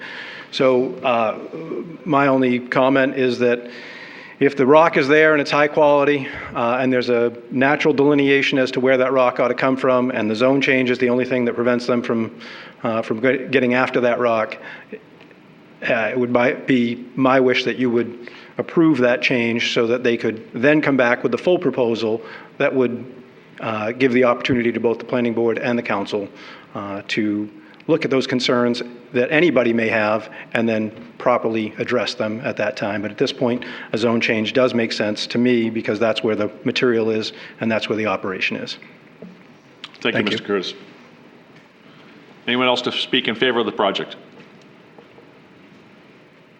Ladies and gentlemen, is there anyone who'd like to speak against the project? If you would like to, please approach the podium, state your name and address for the record.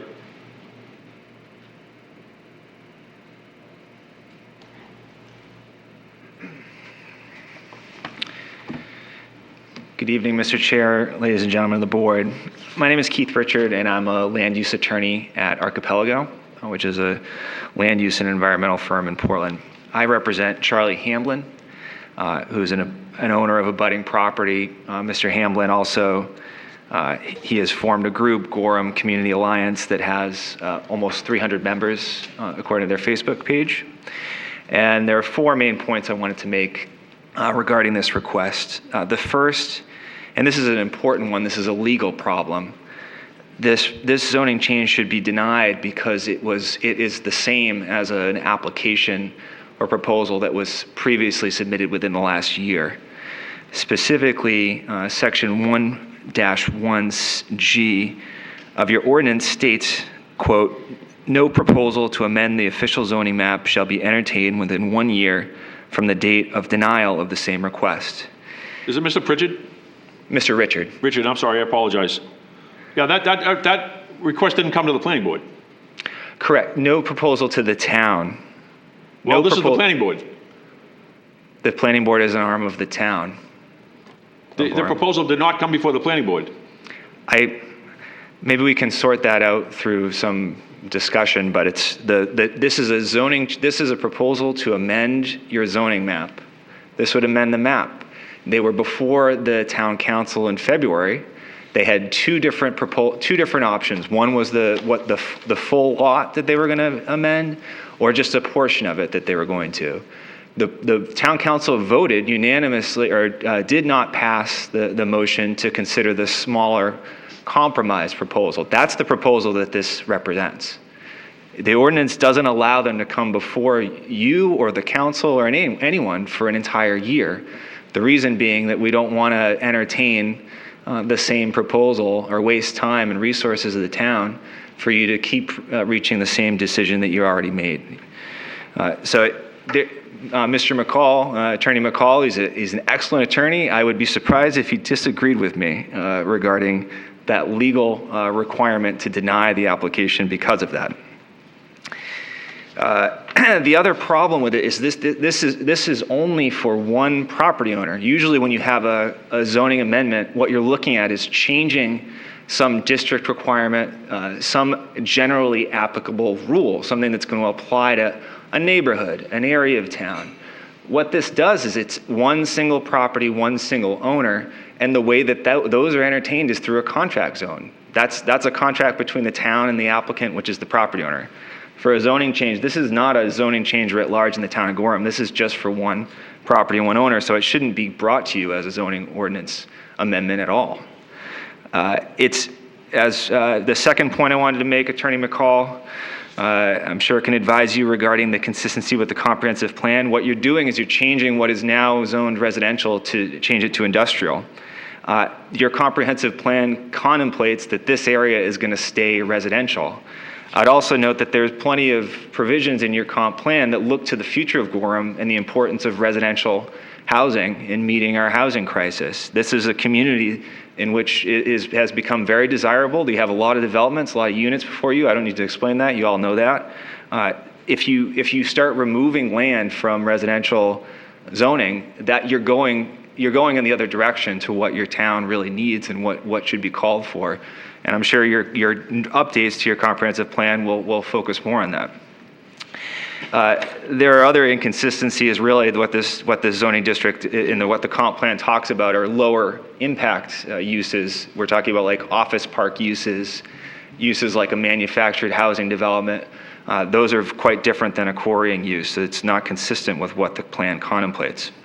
And the third point I would make is that that Gorham doesn't have any comprehensive performance standards for quarrying uses. And before you even consider expanding a quarry use without any adequate performance standards, you should be making sure what you already have approved is adequately controlled. That is the whole point of planning.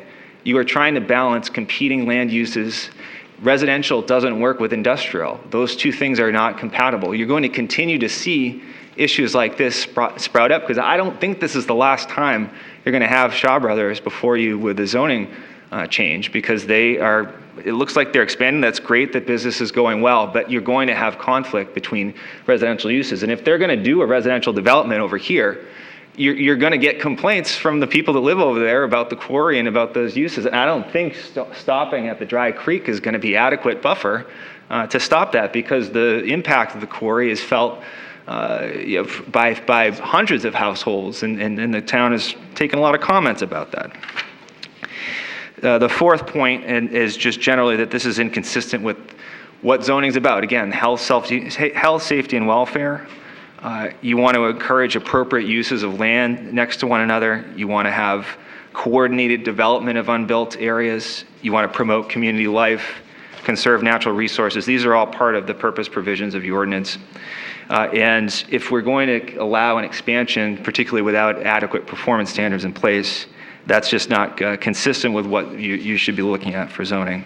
So we just urge the board to enter a negative recommendation to the town council that this is, it's just not permitted because it's brought too soon. It's brought within the 1 year of a similar zoning map amendment that was rejected.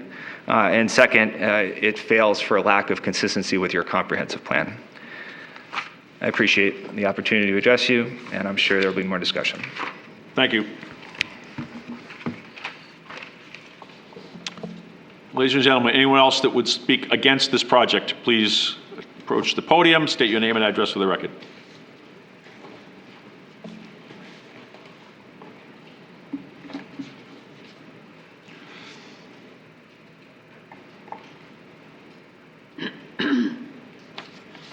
Good evening. Good evening. My name's Charlie Hamblin, live on Hamblin Drive.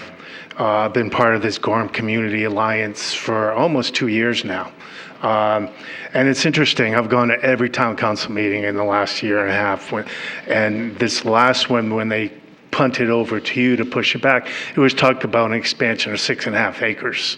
All of a sudden we see tonight, it's 14 acres. So I wonder if really the town council understands the whole proposal they came up with, because it was very different when it went before the town council 2 weeks ago.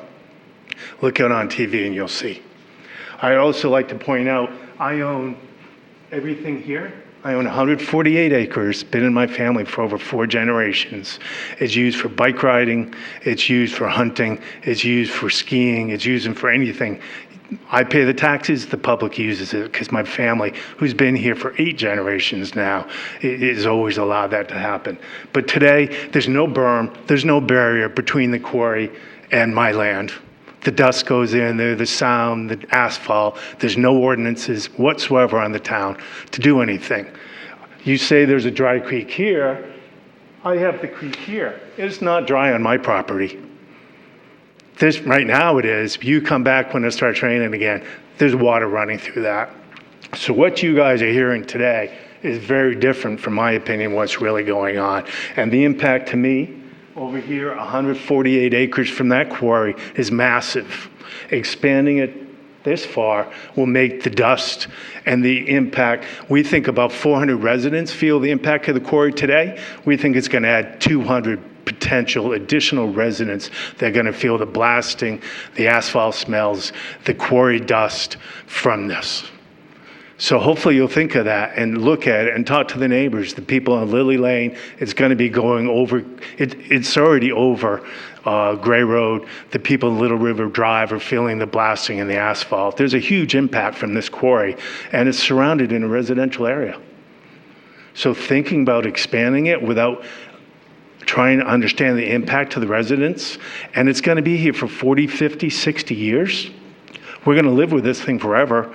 We've asked for a reclamation plan from the town that was filed by the Shaw Brothers. Nobody's ever provided it. So I don't know if there is a reclamation plan for this. What's this going to look like when they're done and walk away? How's that going to impact us? It's very close to town. It'll be surrounded by 1,000 houses at that point in time. The town approved 4 additional housing lots within closer than I am in the last year. People are going to be building right on the edge of that quarry. and you tell me that's not impacting them. And the manufactured housing story, that's been changing every time we've ever come to a meeting. If you think they're going to get 250 manufactured housing units in there with the impacts that I see a half mile away, without huge impact to them, without more people complaining here, I think you're wrong. I think it really deserves additional time to look at it, understand it, make sure it's all legal, and make sure their ordinances are in place to make sure it makes Gorham a better place, and it's what we want. Thank you. Thank you, Mr. Hamlin. Ladies and gentlemen, is there anyone else that would like to speak against this project?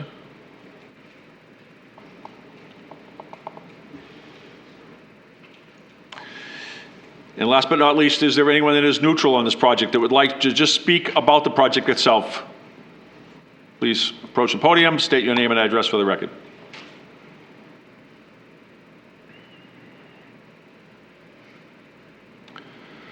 I see no one rising. Ladies and gentlemen, I will close the public hearing.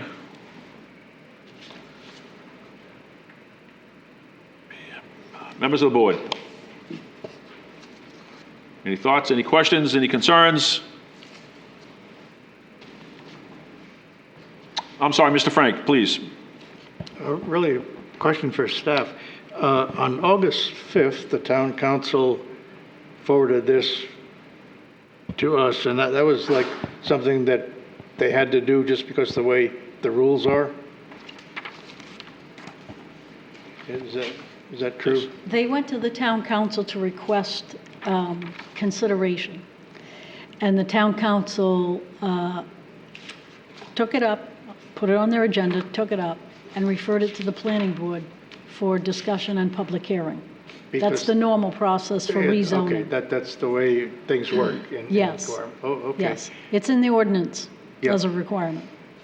And good question for Mr. Hamlin, Mr. Richards. At that August 5th meeting, did you present the same objections that we heard tonight? I wasn't representing Mr. Hamlin at that time. I know that there were discussions about me somewhere. Please approach the podium. Thank you.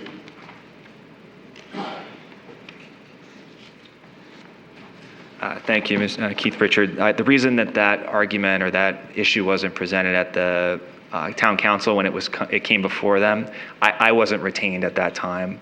I was retained after that meeting occurred regarding the matter. And it was only during my ordinance review of the project and seeing how the town of Gorham handles contract or handles zoning amendments that provision came to my attention.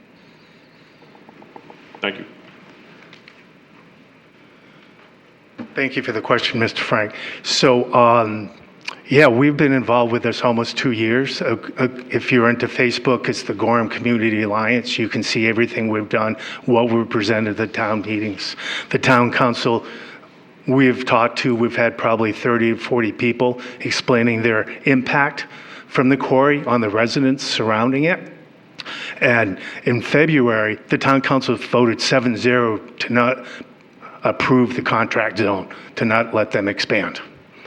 All of a sudden, 6 months later in August, we heard about it like Thursday, the meeting was Tuesday, and all of a sudden there's 6-0 to approve to send it to you guys to move forward. So we really didn't understand what happened in those 6 months and why things would change and why the councilors would change.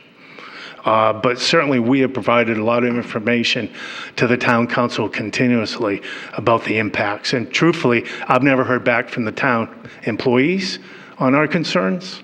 And really the town council obviously didn't believe us because they were willing to change their mind so quickly after 6 months. Thank you. I'm gaining my education here too as well. Okay, anytime I'll give you all you want. Probably more than you want.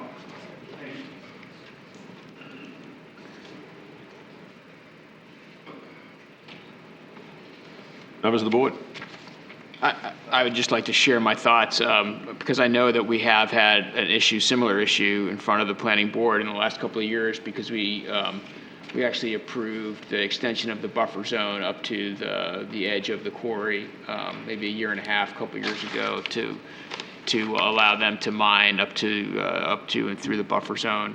I also am confident that we have done zone zoning amendment changes for other individual applicants. So I don't see that as a concern. And we're not being asked to approve. We're not approving this. We're just sending it back to the town council. And whether we decide as a group to recommend this or not, I'm not advocating one way or the other, but unless I'm misinterpreting our role, we're simply supposed to review this and then send it. We're not making a decision. We're sending it back to the town council for a decision. Is that accurate? That's correct. That's correct. That's true. And they can take our recommendation and do as they wish. Well, you say with a recommendation, can we have a neutral, I mean, we have to have a positive or a negative recommendation? I'm going to look to Ben for a moment. It is the statutory requirement that's laid out also in section 1G of the LUDC requires both a public hearing to be held, which you have held at this point, and for you to make a recommendation on the proposal to the town council. Yeah. So I would suggest... So I could make a recommendation for the town council to consider the proposal. You certainly could. I will admit to you that I think it's more common, although not unheard of, for the recommendation to either be positive or negative. But I think, as the chair pointed out, regardless of what the recommendation is of the planning board, it ultimately falls to the council to make the legislative decision of whether or not to adopt the zoning map amendment as requested. That will also require another public hearing per the charter. And of course, not to revisit the earlier point, but the specifics of any potential expansion of the existing quarrying operation will require planning board approval on at least one, I believe, two separate issues that would all come back before you with additional public hearings. But to your point, I would recommend that the recommendation from the planning board either be positive or negative, simply to provide as much guidance as you can to the council. Thank you, Mr. McCall. I see you there, Mr. Shaw. Just relax. You know, the council is very, very, very, very, very busy. I know that firsthand. They've sent it over to us to have this hearing, to have this public hearing, for all of us to debate the merits, and then send a recommendation back one way or the other to them, and then they can debate the merits of, well, the planning board did due diligence. Hopefully, they'll respect that, and then they can take those comments and our vote and do as they wish. But right now, the ball's in our court, so to speak, and I'm hoping that we can send something back to the council. Would we entertain Mr. Shaw speaking again? I want to see consensus, yes or no. Don't be influenced. Mr. Shaw, you have the floor. Thank you. I'd just like to make sure you guys know a little bit more here than what they said. But when we went the first time, we went for a contract zone. That got shot down. We went back for a zone change. When you have to wait a year, what we did was we went to one of the people that voted no, and we had them sponsor it, which is one of the things that you have to do if you're going to do that. Mr. Shaw, if I may, that's called a motion for reconsideration, and it has to be done at the next meeting. So I suspect, and I don't know that because I didn't follow that, but if your meeting was originally in February, as Mr. Pratt knows, because we both served on the town council, that's called a motion for reconsideration, and it must be done by one of the people that are on the other vote, and it must be done by the next meeting. So okay. That's just a... And it wasn't a contract zone. It was that, Sure. and they did vote 6-0 in our favor. And as far as the 14 acres goes, that has not changed. The council's seen this exact plan. We don't care if it's 6.3. We just thought, why have a zone that follows that depressed area, you know. I mean, why not have it straight? So that's the reason we took off from here. And we haven't changed anything there. We haven't changed anything there. Mr. Hamlin's complained a lot in front of the TV. He's never had a complaint in the 19 years that we've been here.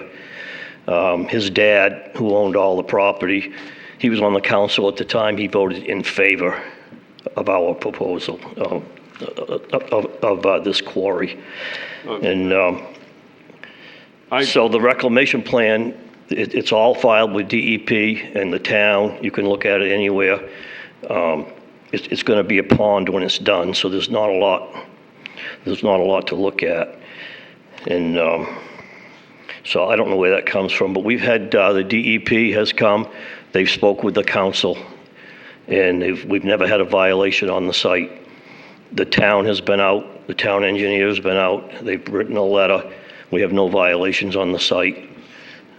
So I just want to make sure you understand that. Thank you for your time, Mr. Shaw. I appreciate it. Members of the board.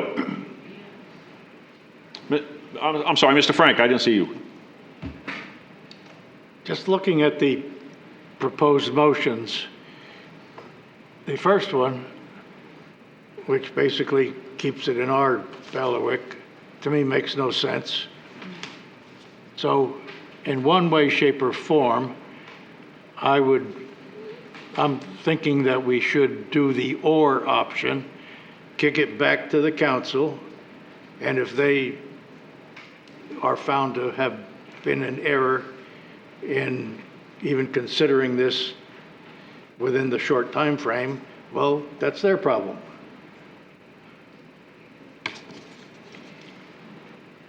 Thank you, Mr. Frank. I suspect Mr. McCall will make sure the council is following the rules.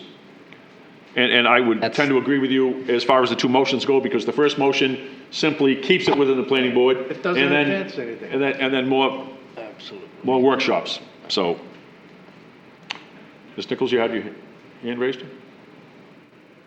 No, I didn't have my hand raised. I'm thinking about, it's a tough one. And I don't personally feel like we need to send it back to the council with a recommendation. I myself don't feel comfortable sending it back without any recommendation, just saying, take it back. The tough thing is understanding the longevity of the project. It makes sense to me the way it was presented. It's already a quarry. It doesn't make sense to me to go out and get aggregate from someplace else and ship it in to be processed for operations. That doesn't make a lot of sense. I do hear concerns about living next to a quarry, dust and sound. I'm not too far. I'm kind of like over the hill. I'm on the other side of Lover's Lane. And I sometimes hear it, but I don't get the disruption that I hear folks that are over on the Cressy Road side are getting. So it's been a quarry for years. It's been in operation for years. And in order for them to stay in operation, they are trying to make the most of the facility that they have while they have it there. So it makes sense to me to expand the land they already have, but I have not heard all of the concerns about the neighbors, but the quarry's been there a long time. I would suggest what we have before us is to review this parcel in a rezoning. Everything else to me is gray matter. Outside our purview, anything that goes beyond this will come back at least to the council and to the planning board, and we will have every opportunity to nitpick, have additional recommendations, et cetera, et cetera, et cetera. Buffers. So yes, so all your concerns are very well stated, very well eloquent, but that's not what we're only worrying about a proposed zoning change to bring this in compliance with the industrial area. That's what's before us tonight. I'm ready for a motion. Mr. McCall, please, May I ask a question specifically that Mr. McCall could answer? I guess. And it has to do with Mr. Richards. I can reconcile 3 of his 4 points, but there's one that I can't reconcile, which I need some answers from Mr. McCall, if you would allow me. He mentioned that this is only for one property owner, and because of that, it should be a contract zone instead of a rezoning. So I'd like to know your thoughts on that comment. Maine law does not prohibit a single piece of property from being rezoned from one zoning designation to another. The requirement, the central requirement, as Attorney Richard did point out, is that all aspects of a zoning ordinance by law need to be in basic harmony with the comprehensive plan. So that's the central analysis. It is true that in many cases contract zones are used as a tool to rezone a particular piece of property, but they're different mechanisms. A contract zone is a much more malleable concept. It is authorized with certain safeguards in the LUDC. It allows a new zone effectively to be created that has both obligations for the property owner as well as allowances that are typically above and beyond what are available in any other zoning district that's already in existence. But in my opinion, it is not per se impermissible for a piece of property to be proposed to be rezoned from one zone to the other. The question for the council is going to be whether or not what is proposed, which is to rezone this piece of property to industrial, whether that is consistent with the comprehensive plan. The test is not perfect symmetry. There are always going to be portions of a comprehensive plan that may speak either in favor or not in favor of there being consistency, but the test that the law court, Maine Supreme Judicial Court, has laid out is that they be in basic harmony. So no, I don't think that the fact that the proposal is to rezone a portion of a particular property or a property that's only owned by one individual is necessarily a problem, but there will be a requirement that the council find, if this is to be adopted as proposed, that it is in basic harmony again with the comprehensive plan. I'm happy to speak to the other points if the board wants them. The thing I will point out, again, not to go back to the well again, Mr. Chair, is I think the majority of the points that were raised are points that will need to be considered for the council. If and when it entertains that idea, I'm certainly, of course, able to provide that guidance at that time. But for the planning board, at this point, I do agree that if a recommendation rather than further analysis of this is what the board wants to do, that the second proposed motion is the avenue that you would want to take. The only question for you is the last word in that proposed motion. It's drafted as a recommendation for adoption. You certainly could recommend it for denial if you chose to do so. Thank you. You good? Thank you, yes. Just one clarifying question. What about the point about whether this is fundamentally in order or not, because it's similar to or identical to a request within the last year? So I think regardless of the answer of that question, that doesn't affect the planning board's ability to provide a recommendation. I think ultimately that speaks to the council's ability to adopt it within a year. I would draw attention, though, to the notion in 1.1G that it needs to be the same proposal. I think the central question that would have to be looked at, and I'm not necessarily convinced at this point, is whether or not the rezoning that's proposed here is the same proposal. It certainly involves a piece of the same property that was originally before the council for a contract zone. I'm not necessarily convinced that that speaks to the prohibition that's in 1.1G, but certainly, a more fleshed out portion of that opinion can be provided and will be provided to the council when it comes to their agenda. But that prohibition, to the extent it even applied, is only going to bind the hands of the council in actually adopting what is being proposed. It does not affect the ability of the planning board to provide a recommendation of the proposal on its own. Thank you. Mr. Yakulov, I would suspect that Chair Phillips would have followed the rules as we know them quite well. So the motion for reconsideration is the only thing that would have been able to bring that back. And she's well versed in it. Or that the proposal was not identical. So either way. Yep. Ladies and gentlemen,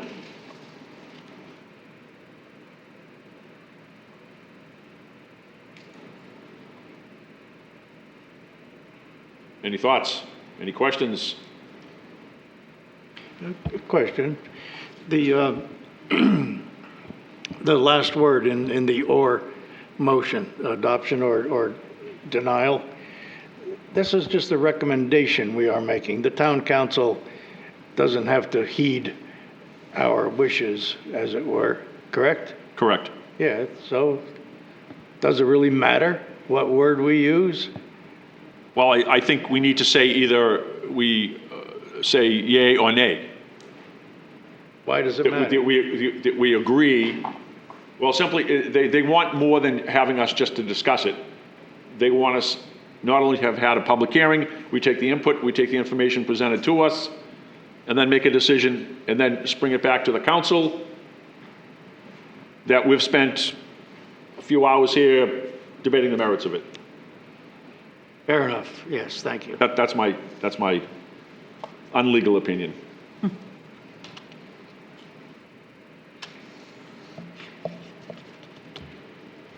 Can we entertain a motion, please? Let's not be shy. I'll jump in. I would like to make the motion that we move to send the proposed zoning map amendment to change the zoning of map 34, lot 14, from urban residential expansion to industrial district to the town council with a recommendation for adoption. Thank you, Ms. Nichols. Is there a second, please? A second. Thank you, Mr. Delaney. Everyone understand what's before us? Yes, sir. Colonel? Yeah, I just have a comment. Sure. Because I prefer not to make an affirmative recommendation. I'm generally against zoning changes for individual benefit. However, in this case, I do see the utility in sending this to the town council. And, I feel like we should make the board wants us to either be affirmative or negative on this. So, I'm not going to waver. I will cast my vote. Okay, against. I just wanted to. Sure. No, I didn't say that. I haven't said it one way or the other. I'm just voicing that this is a difficult. I apologize. I would prefer not to weigh in as a board, but that's not the motion before us. Sure. I apologize for saying that. I shouldn't have said it. I wasn't reading your mind. As we try to go around the table, I am in favor of this because this is simply approving the owner's expansion of their own property with some limits on it, and then it's going to have to go through the ringer. It's going to be so many meetings and et cetera about this that I know that we'll be, perhaps I shouldn't say I know, we may see this back again depending on what the motion and the final determination is here. Colonel's mentioned his. Ms. Nichols, would you weigh in what your thoughts are? I agree that the council has asked us to weigh in on it, and I feel strongly that we should give them a recommendation one way or the other. And I also think that this going forward is going to bring a plan forward and a lot more conversation and a lot more opportunity to tweak and direct where it goes from there. Thank you. Mr. Frank, please. Yeah, just another comment. What Mr. McCall, used the word harmony with the comprehensive plan. And I think to my mind, it's somewhat important, maybe equally important, that this is in harmony with the existing piece of property. I mean, it's a quarry. So there's harmony there, in my view. Sure, sure. Thank you. Mr. Delaney? I'm in favor of sending it to the town. All righty. Any other discussion? All those in favor? Anyone opposed? Thank you. This goes back to the council. Thank you, ladies and gentlemen. It is 9:15. Do we want to shake our legs? Anyone want to get up, take a 5-minute break? It's up to you. Sure. You want to take 5? Mr. Dyke, would you please, we're going to take a 5-minute break, please.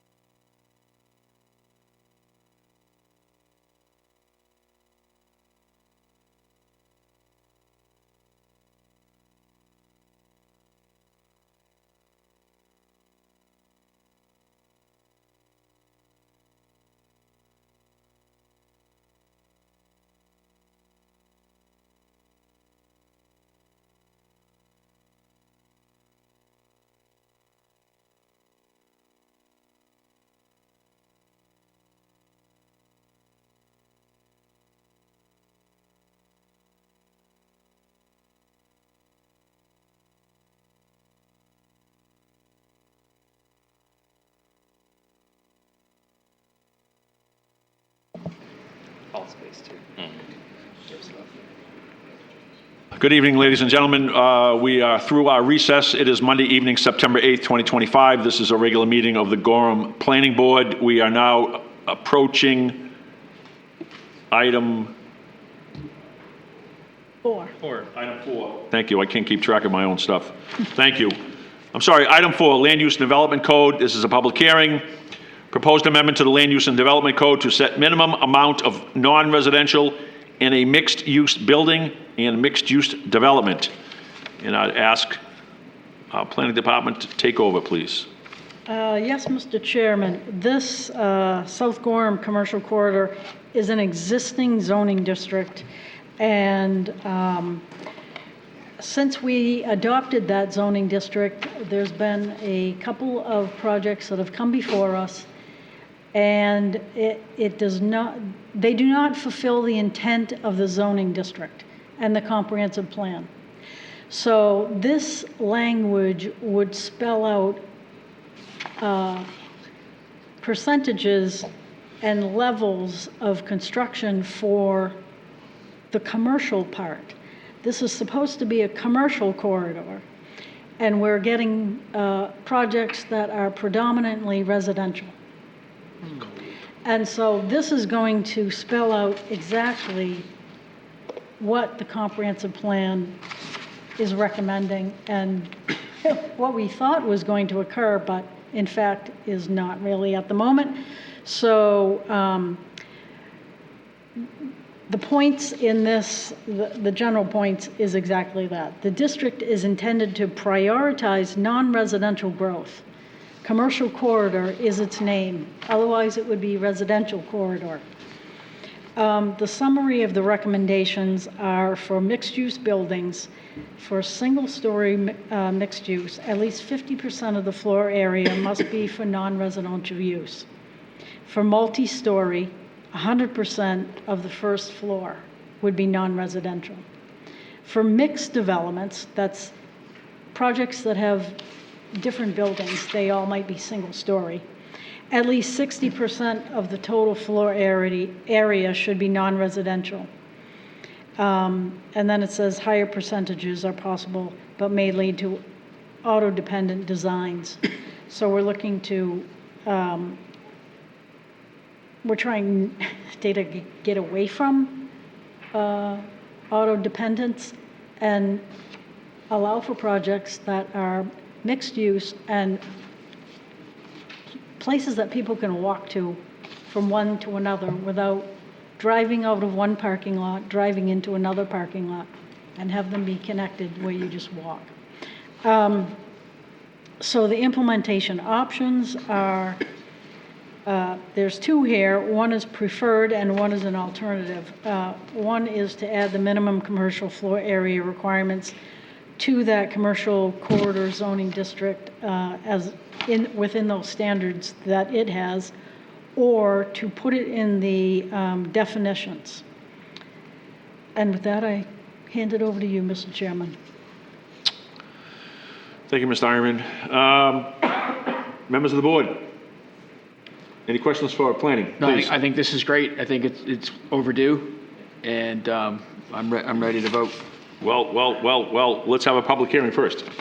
You asked for comments. Well, we could ask questions. Careful what you ask for, Mr. Chair. Yep. Egg on my face. Wrong, he says. All right, ladies and gentlemen, this is a public hearing, so anyone that is in favor of this project, please approach the podium, state your name and address for the record.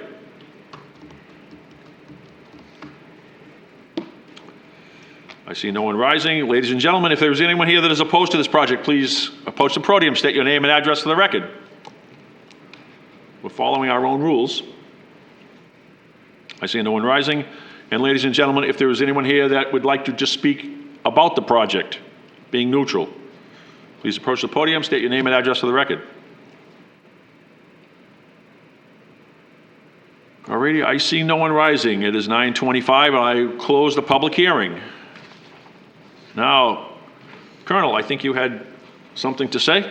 I've already said it, so I will wait to see if there's anybody else who has a comment. Members of the board? 100% support. Seems logical. It's great writing here by North Star as well. Very helpful. Yeah, it is. Mr. Chair? We're working with them on the other open space. Thank you. Yes, please, Colonel. I move to send the proposed amendments to the Land Use and Development Code to set minimum amount of non-residential in a mixed-use building and mixed-use development, South Gorham Commercial Corridor District, to the Town Council with a recommendation for adoption. Thank you very much. Is there a second, please? Mr. Frank will second. Thank you, Mr. Frank. Any other discussion required? All those in favor? Anyone opposed? Thank you. Moving right along, please.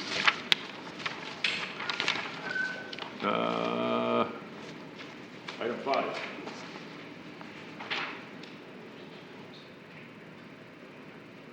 Item 5, we are still into public hearings. Item 5, please, ladies and gentlemen, is a Land Use and Development Code amendment. It's a public hearing.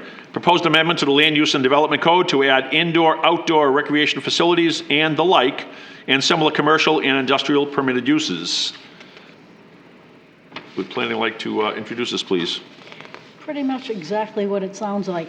I will tell you that this is not part of home occupation standards.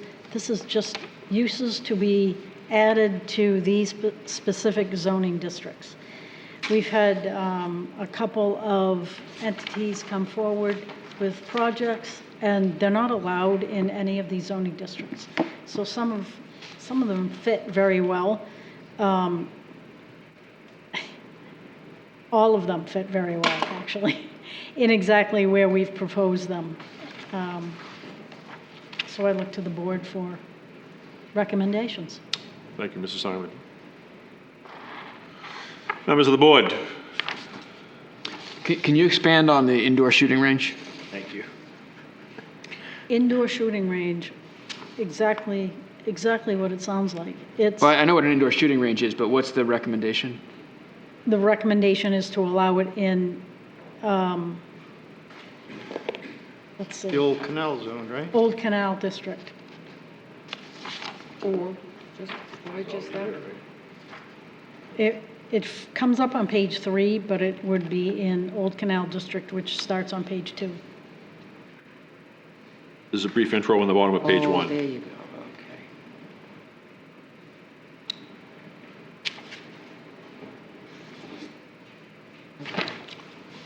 On the bottom of page 1, while the Town Council Zoning Ordinance Committee moved indoor shooting ranges, staff inadvertently missed removing the indoor shooting ranges for the Old Canal Yeah, District. removing them.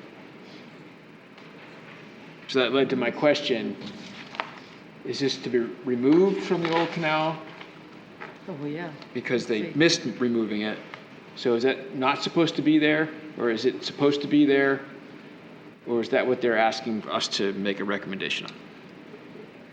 I think at the top of page 2, it's asking, planning board should discuss whether to retain the permitted use or remove it from those two permitted uses. If the planning board would like to consider adding the use, then staff recommend also adding the definition below. So, But if are we adding if the use is already there, because it wasn't removed, then we wouldn't be adding it. You want already to, there. you want to add in a definition because it's already there, or remove it entirely. Okay, so add the definition or remove it out entirely, so what the question. Okay. Thank you. clear as mud. That help, Colonel? Yes. Okay. And in my head, I can't picture the old canal industrial, the old canal industrial district over where the National new, attachments. yeah, and the garage, the new Correct, garage correct, that was correct, put over there. correct, Yes. correct. Yeah. For that, I am happy keeping that there if somebody wanted to do that. It's along Mosier Road, almost across from the quarry. Yeah, and adding the definition, I'd be fine with that. Okay, this is a public hearing. So, as I've said before, ladies and gentlemen, if there's anyone here that would like to speak in favor of this, please approach the podium, state your name and address for the record. I see no one rising. Anyone speaking against this project? I see no one rising. Finally, is there anyone that is neutral, would like to talk about this project? I see absolutely no one rising. I will close the public hearing. It's 9:30 p.m. Let's moving on. Back to the planning board, please.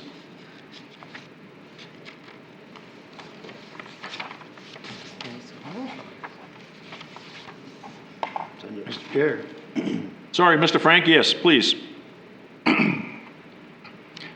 I will go on the record as being a life member of the National Rifle Association and a life member of the Scarborough Fish and Game, which is where I currently go shooting. I'd love to have a shooting range right here in Gorham. Thank you. Thank you, Mr. Frank. Colonel. I move to send the proposed amendment to the home occupation standards in the Land Use Development Code to the Town Council with recommended for adoption as amended to include adding the definition of indoor shooting range and keeping that in the Canal Zone District. Please make that recommendation again, or that motion again, but remove home occupation standards and just put in the Land Use and Development Code. Thank you. Move to send the proposed amendment. To the Land Use Development. To the Land Use Development Code, please. A little boo-boo? Mr. Chair, I'd like to amend my motion. Go for it, Colonel. Move to send the proposed amendment to the Land Use and Development Code in the Land Use to the Town Council. Wait a minute. Move to send the proposed amendment to the Land Use and Development Code in the Land Use and Development Code to the Town Council. That's what it says. It doesn't sound right. Move to send the proposed amendment May I? in the Land Use Development Code. Move to send the proposed amendment to the Land Use Development Code to the Town Council with a recommendation for adoption. Much cleaner. Is that helpful? And Yes. Colonel's point, With the indoor shooting with the- range. Yes. With the amendment, I got it. Isn't- Okay, so Okay, Mr. Chair, I take move it to send the away. proposed amendment to the Land Use and Development Code to the Town Council with a recommendation for adoption as amended to include the addition of the definition of indoor shooting range that will be kept in the Canal Zone District. Beautiful. Is there a second, please? I will second that. Ms. Barbara Nichols? Nichols? Thank you, Ms. Nichols. Any other discussion? All those in favor? Quick trigger. Anyone opposed? Thank you.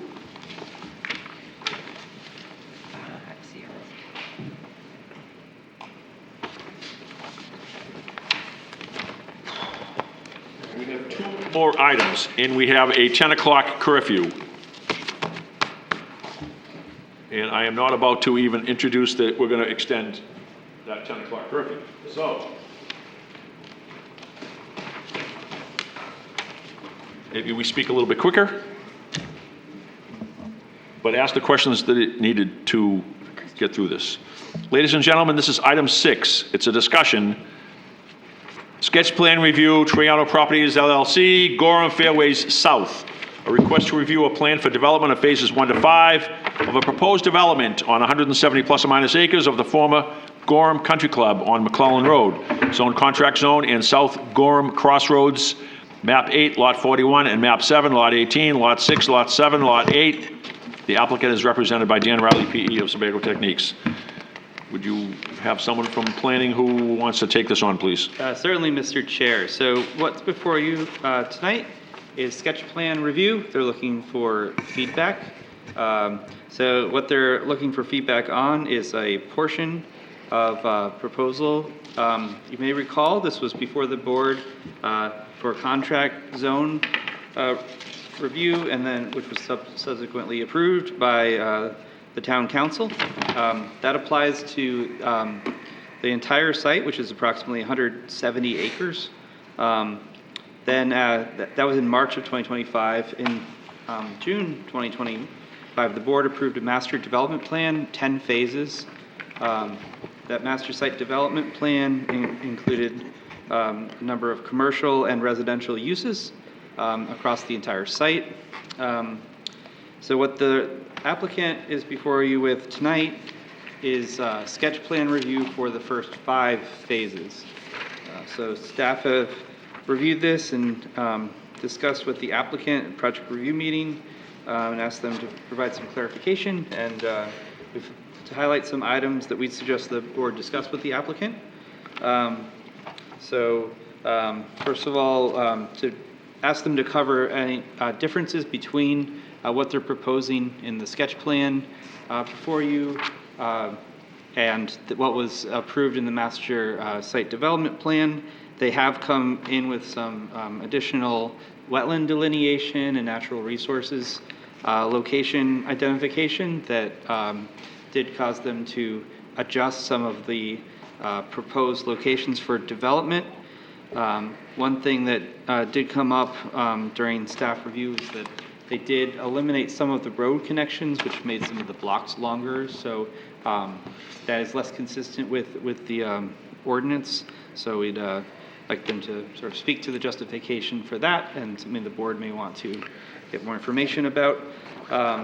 In terms of the overall phasing plan too, they've clarified that, so they're looking for a sketch plan review of phase 1 through 5. They're looking to move forward with phases 1 and 2 really next, and then get into phases 3 through 5 after that in the kind of short to medium term. So basically building out the area south of McClellan Road. The area north would then be subsequent to that. They are looking to run water and sewer to the site. Has been discussed actually in conjunction with that other project. So we'd like them to potentially look to work together, coordinate on that to the greatest extent practicable. And as far as other considerations, we have, what was that? Waivers. Yes. So there are waivers that they may be looking for two things, really. The first would be, actually was discussed earlier, master site development plan does require all of the stormwater to be built in phase 1. However, that may not be the most sensible approach, especially if they're going to look to do low impact development techniques, which essentially involve treating the stormwater on each site. It wouldn't make sense to build the stormwater treatment on a site that's not actually built if it's integrated into the design, essentially. So they might be looking for a waiver on that, and as well on the off-site sidewalk requirement. You can't waive the on-site sidewalks, but off-site sidewalks, there's a fee in lieu option that the board may want to consider. And with that, I'll turn it back. Oh, sorry, one additional item. The access to conservation land has come up from several different parties. The Conservation Commission asked that we look to have them provide continuous access to that through the development of the project. And with that, I'll turn it back over to you. Thanks. Thank you, Mr. Yucklehoff. Good evening, Mr. Riley. Hello, my name is Dan Riley with Sebago Technics here on behalf of Triana Properties. Given the hour here, I do have a presentation. I will blow through that really quickly. You've heard us before, and I can talk a lot, so I will try not to do that. May I interrupt? So respectfully, Mr. Morrill. Yes. This is a major project, a major project. I'm just warning you, if it's 5 minutes of 10, I have a pillow, I'm ready to go to bed. So unless I can look to my left and coerce these people to stay, we may not get to your item. I'm just giving you a heads up now. And if you leave, then I'll take a hint that I won't have to worry about it. We can be quick. Okay, then I'll twist some arms and we'll stay past 10 if we need to. Thank you. Thank you for your patience. I'm sorry, Mr. Riley, you have the floor. No problem. And I'll be brief. Like you've seen this project before.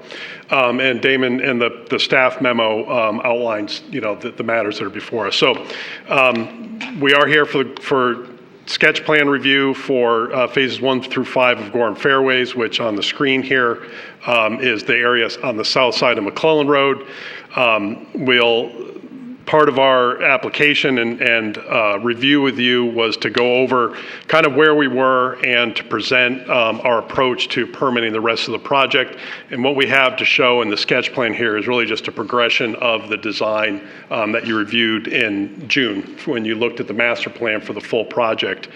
Our approach coming forward, we are planning and working diligently to get the preliminary site and subdivision applications in. We expect to do that later this month. And so we wanted to get in front of you with a sketch plan to just give you an update on where we were. And as was outlined in the application and in the memorandum, we are going to be looking for or asking for the board to consider preliminary site and subdivision plan for the entire phases 1 through 5, the entire south side of the project. We'll move through the DEP approvals for that entire scope of the project and then come back to you for final site and subdivision plan for the first 2 phases of that. Final site and subdivision from you and traffic permitting through the town. Those first 2 phases won't reach a threshold where traffic movement permit's required. The next phase will. And given the timelines and the limitations on the DOT's permit lifespans and the time of construction, that was the strategy that we're going to bring forward to you, but we'll be talking to you in more detail on that with the preliminary application. The plan that you do see before you, and it's in your packet, really is a progression of the design that you last looked at. And as was outlined in the materials, we completed some additional natural resource inventories, and the main finding from that is some of the streams that are on the site that are extending up from the Stroudwater River, and some of these gully areas on here extend a bit further than we first anticipated. They essentially originate at the end of some existing culverts on the golf course. And in response to that, we've made some revisions to the plan. Primarily, the access road for the first phase of the project that would loop down from McClone Road through the single-family residential and then back up to McClone Road to complete a looped road connection through the project. This section of it has essentially been pulled up further from the Stroudwater River, up above some of those streams and gullies, such that the project as it's proposed now won't have any wetland impacts at all from a natural resource standpoint, and avoids any kind of stream crossings over those ravines. So as we responded to that, all the natural resource impacts that we would have to pursue from the main DEP are going to be limited to some soil disturbance within 75 feet of some of those streams, primarily for stormwater construction. The plan that as we made those revisions and kind of reoriented the lowest part of the project, and we re-looked at the rest of the development in response to that. We also did some site distance evaluations, and as part of that exercise, we determined that a connection that had been proposed here, sort of near the existing clubhouse for the former golf course, did not have adequate site distance for a commercial driveway and the amount of traffic that would be involved here. So we eliminated one of the proposed connections here, maintained the others opposite the applicant's ongoing project, the 14-unit townhouse development on the other side of McClone Road. We maintained the access at the east end of the project, and an access in the center in the mixed use and commercial areas of the site. So that portion of it has remained consistent. An access was eliminated here, kind of through this portion of the site, and the road construction was moved up away from the ravines at the bottom. As we made those changes, the need and the desire for one of the cross connections that had been proposed sort of through the site here in the earlier master plan. The road grades, because of the removal of that access road and moving the road A, we're calling it, up from the site, made those roads relatively steep in order to meet the road standards.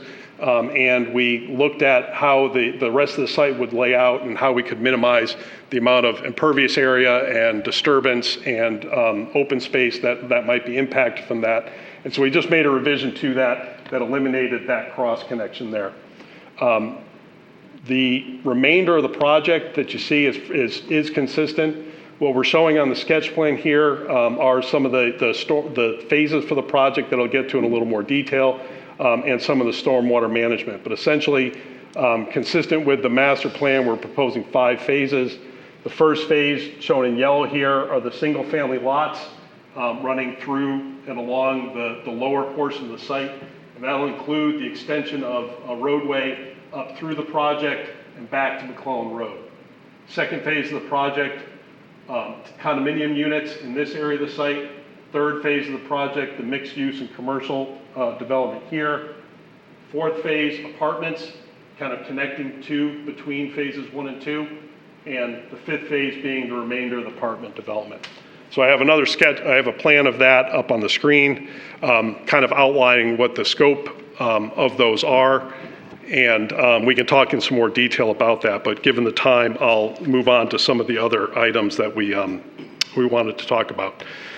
In the application, we do have a breakdown of the program that's proposed.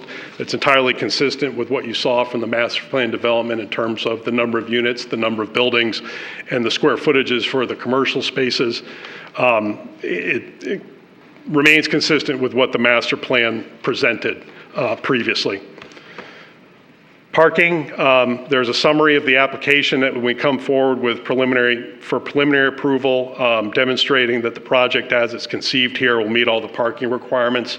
The summary that's in the project is the same as what you looked at from the master plan. It is based on the ordinance requirements prior to the revision that was just adopted here very shortly ago. We're proposing to keep it that way. We did look at the revised parking standards. It does reduce the amount of parking that's required. And depending on how the units shake out through the final build out, we may be able to reduce maybe about 100 parking spaces out of the 1,000 that would be required for the amount of development we have. We're keeping those in the plan for now until that unit mix kind of shakes out to see where it makes sense to eliminate those as we get closer and get the unit mix. One of the items that we wanted to talk about, not so much as a waiver, but as an area that's going to be discussed consistent with the master plan, all of the roads that are being constructed are proposed to be private roads. We've been looking at what the road section ought to be based on if they were to be public roads, what classification they would fall into.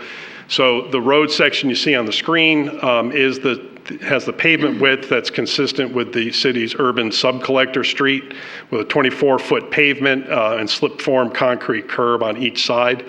We are proposing a 5-foot attached sidewalk for all the internal sidewalks on the site. The project will include internal sidewalks throughout. And we've maintained that section, the pavement width section for both the higher volume through roads throughout the project site, as well as for the lower volume sort of dead end sections for the single family extending down towards the river.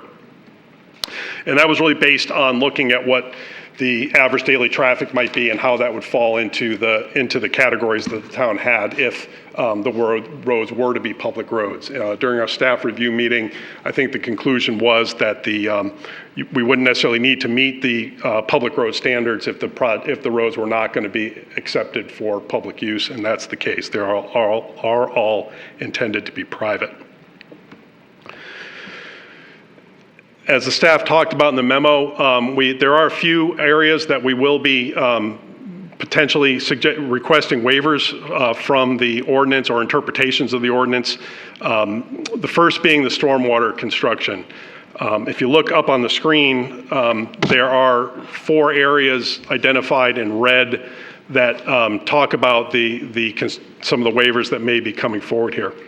The first is stormwater. On our sketch plan here, the areas that are shaded in blue along in phase 1 at the ends of some of the single-family residential sites here, at the end of what we're calling Road B.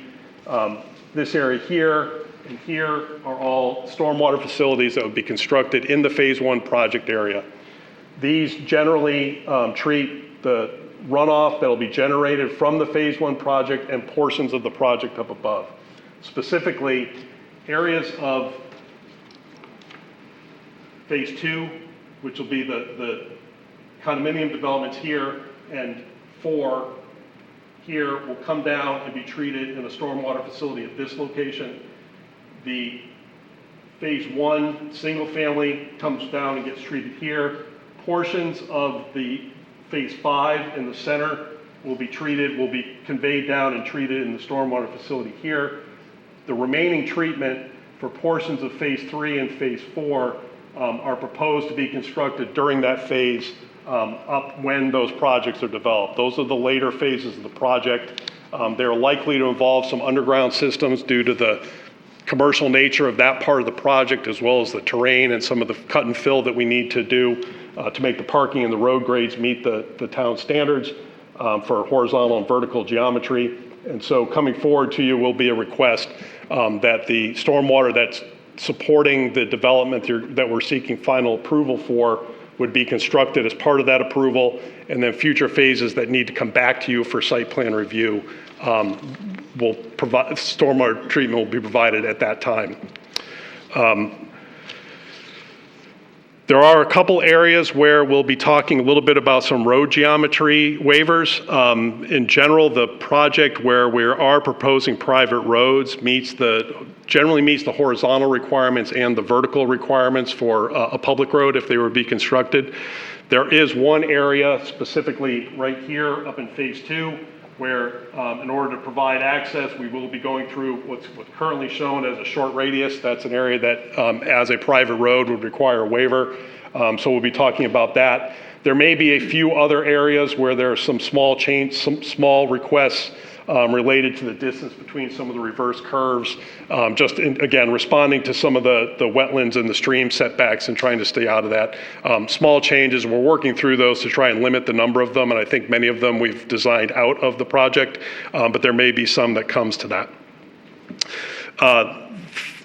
The final topic is the block length. As you remember during the contract zone discussions, there is a provision in the contract zone that allows the board to waive certain provisions of the underlying South Gorham Crossroads District regarding block length. The district currently has a 1,600-foot maximum block length, but the contract zone allows you to waive those provisions with a finding that the project or the road as it's designed and the blocks as it's designed is responsive to the natural terrain and enhances open space or pedestrian connectivity.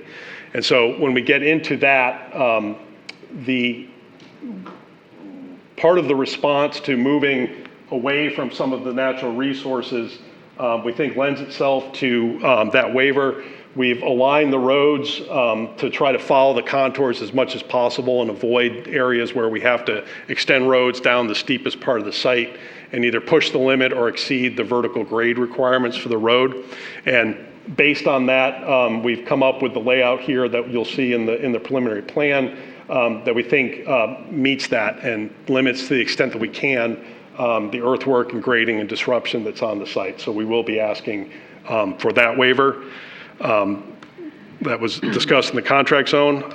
And with that, again, due to the late hour, I could talk more, but I think I'll pause and get to any questions you might have, and I can go into more detail on it. Thank you, Mr. Riley. First comment from me is the drawing I have is not that drawing. The drawing I have shows the dog park in a different area, et cetera, et cetera. Another note that I want to alert all of the great professionals. This drawing shows revision A dated 5/13/24. I know this is not revision A anymore. I don't know what revision you're up to, B, C, D, or E, but as a professional, you know, we go by what the revision of the drawing is. I don't know what that revision is, but it's not this drawing, and I do have the previous drawing. You've done a huge amount of work, huge amount of changes. Kudos to you, it looks great. But I don't have that drawing. I have a similar drawing. So I'm hoping that eventually we would all get the same revision, and the revision date and item number is updated. Yeah, we can correct the revision note if the date's not correct. Mr. Frank, please. Yeah, in a similar vein, yeah, I recognize some differences. On your map there, the blue rectangles that look like they're in the parking lot, those are, what are they again? Yeah, I highlighted that for the purpose of the discussion tonight. And those are areas where we expect to have underground stormwater systems as part of those future phases. Okay. And I changed the color of that and I highlighted it to try to make it a little more visible for the purpose of the presentation. Thank you. Other members of the board, please. A lot to take in, a huge change. Great work on this update.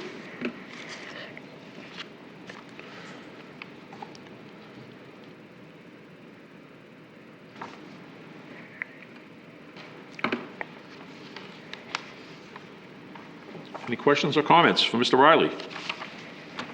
No, I concur. It's a beautiful artwork. It's nicely done.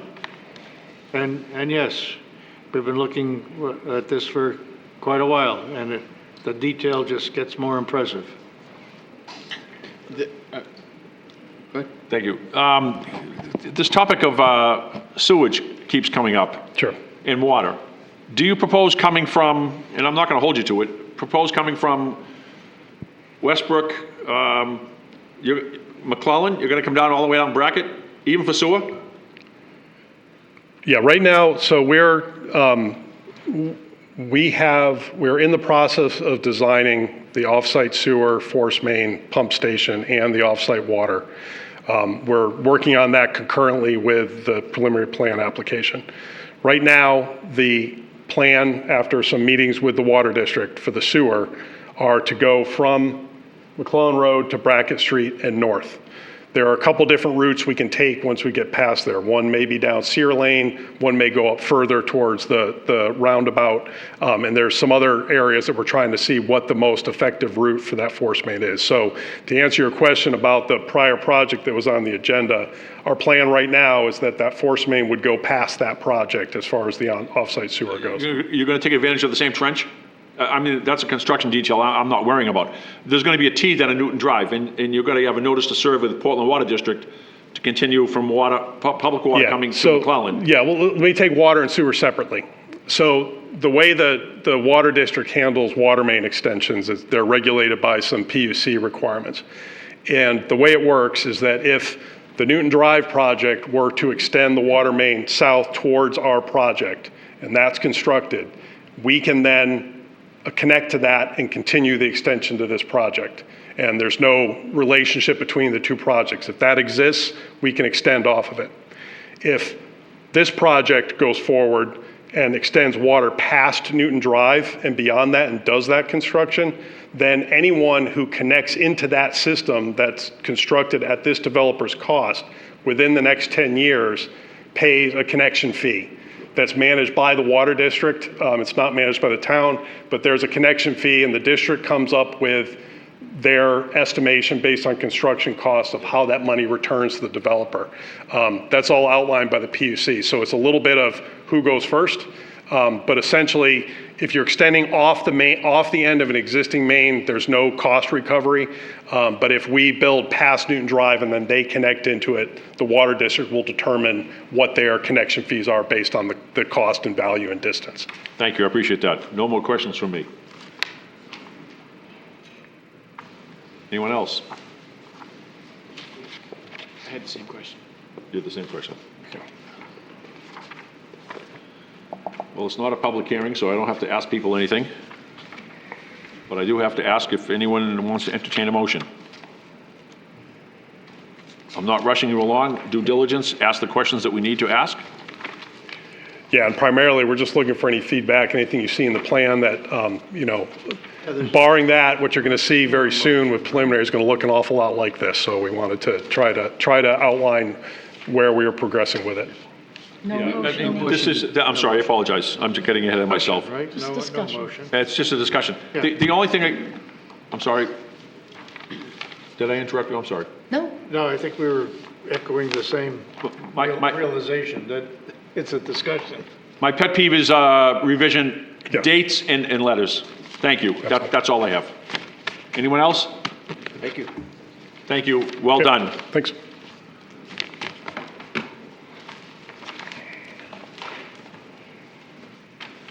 I'm going to query the board. Are we in favor of allowing Mr. Morrow to approach us for a little while?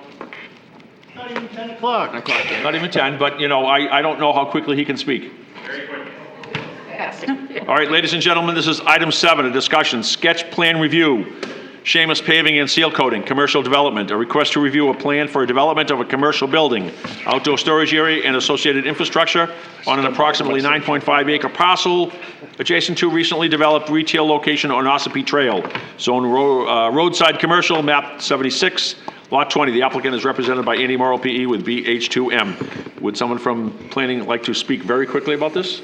Certainly, Mr. Chair. So yes, this is the first time this proposal's been before you. They're looking for feedback. It's a sketch plan review. It's adjacent to the development of Tractor Supply. It actually was split off from that parcel. So it'd have a shared driveway with Tractor Supply, which meets the town's requirements for access management. And they have an easement. Actually, Tractor Supply has the easement. The driveway's on the parcel owned by this applicant. There was some confusion about the map and lot number, so we've supplied that to the applicant just to make sure that's clear. Map 76, lot 20. And we'll ask them to just double check that going forward when they're pulling soils information, because they had pulled that for the adjacent site. So we'll look for that in the next submittal, just to be updated. And not a lot of concerns. It appears that from planning at this point, it appears that it largely or entirely meets the zoning requirements. It's a fit for the comprehensive plan, use envisioned in the comprehensive plan. Not located within the pedestrian overlay zone or shoreland zoning concerns.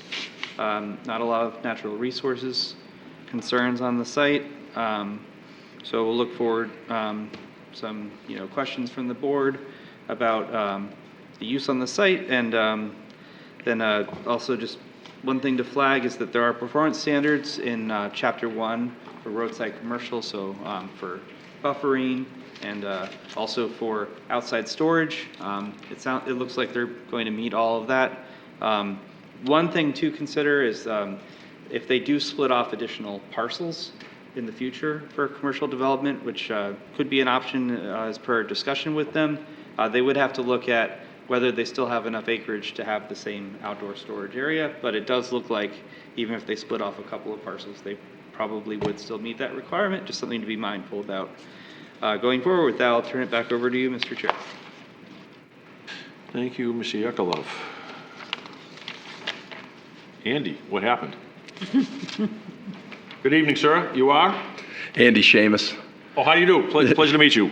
I just wanted to introduce myself to you guys, and I'm the owner of Seamus Paving and Seal Coating. Okay, time's up. Okay, no, I'm kidding. I'm kidding. No. I will keep it short, for sure. Just want to say hi. Thank you guys for the opportunity. I'm a Gorham High School graduate, class of 2001, and super excited for the opportunity to bring my business back to Gorham. I started the company in 2001 when I was in high school. So it's an exciting opportunity. Thank you guys for staying late to do this. I'll leave it at that. Thanks for the introduction. I appreciate it. Good evening, Andy Morrow. So I will be very brief. This is a very exciting project that we're excited to be part of. As Damon said, it's coming off the Tractor Supply access road. That access road was built on the applicant's parcel, so it's a good use for that. So what Andy's proposing is a 36 by 60 office building on the southern portion of the building, and then a 60 by 80 shop, about 4,800 square feet in the northern portions of the site. Showing 21 parking spaces, access around the entire building. The rear of the building is what's going to be the outdoor storage area. I've currently shown that as 0.25 acres. To Damon's point, Under the current ordinance, this lot could allow for 1.25 acres of outdoor storage. We're proposing about 0.25 acres, so certainly well under the requirements. Not knowing what's going to happen in the future on this lot, we kind of wanted to plan accordingly. So that's the way I've got it shown now. Roughly the outdoor storage in the back of the building is about 60 feet wide, 60 by 180 as I'm currently showing it. The applicant's really hopeful to not develop right up to the property line to the north where there's some residential zoning. We're going to try to keep a lot of that natural buffer that's there and kind of protect those lots with the development of this parcel. Let's see, trying to think of the major points here and not put you guys to sleep at this late hour. We're here for a sketch plan, so any direction you guys can give us is really, really valuable to us to be able to incorporate that into our design as we move forward. So any points of interest or any comments you guys have are greatly appreciated. Mr. Chairman, I'll throw it back to you. Thank you, Mr. Morrow. I'm just curious, at the very, very top, I guess you'd call it north. Yes. JDP Drive, is that a dead end? Yes. So it's going to end at the property line? No, that's on an abutting parcel. That's a part of a subdivision that was behind us. There was a paper road extended to this parcel. The applicant has no intention to connect to that existing right-of-way. It's a paper street at this point that I'm not sure why it was put in as part of that project, but we're not worrying about it. Not planning to connect to it. It's a residential use on that side of it. We don't want any part of that, so we're staying away from that. Great, thank you, thank you. Yeah, as anyone is, if you've driven down 25, Tractor Supply, wow. Yep. They're moving. They're not wasting any time, I can tell you that. Earth berm in front of it. You can't watch what's going on. It's very nice, very nice. They're working well. Ladies and gentlemen, any other questions, concerns about this sketch? I don't really have a concern, but time for a quick question? Sure, of course. How many trucks do you have? 15. 15? And the parking, now your employees are going to park their personal vehicles there and then zoom off in your trucks? Could you please go to the microphone, please? Thank you. Oh, sorry.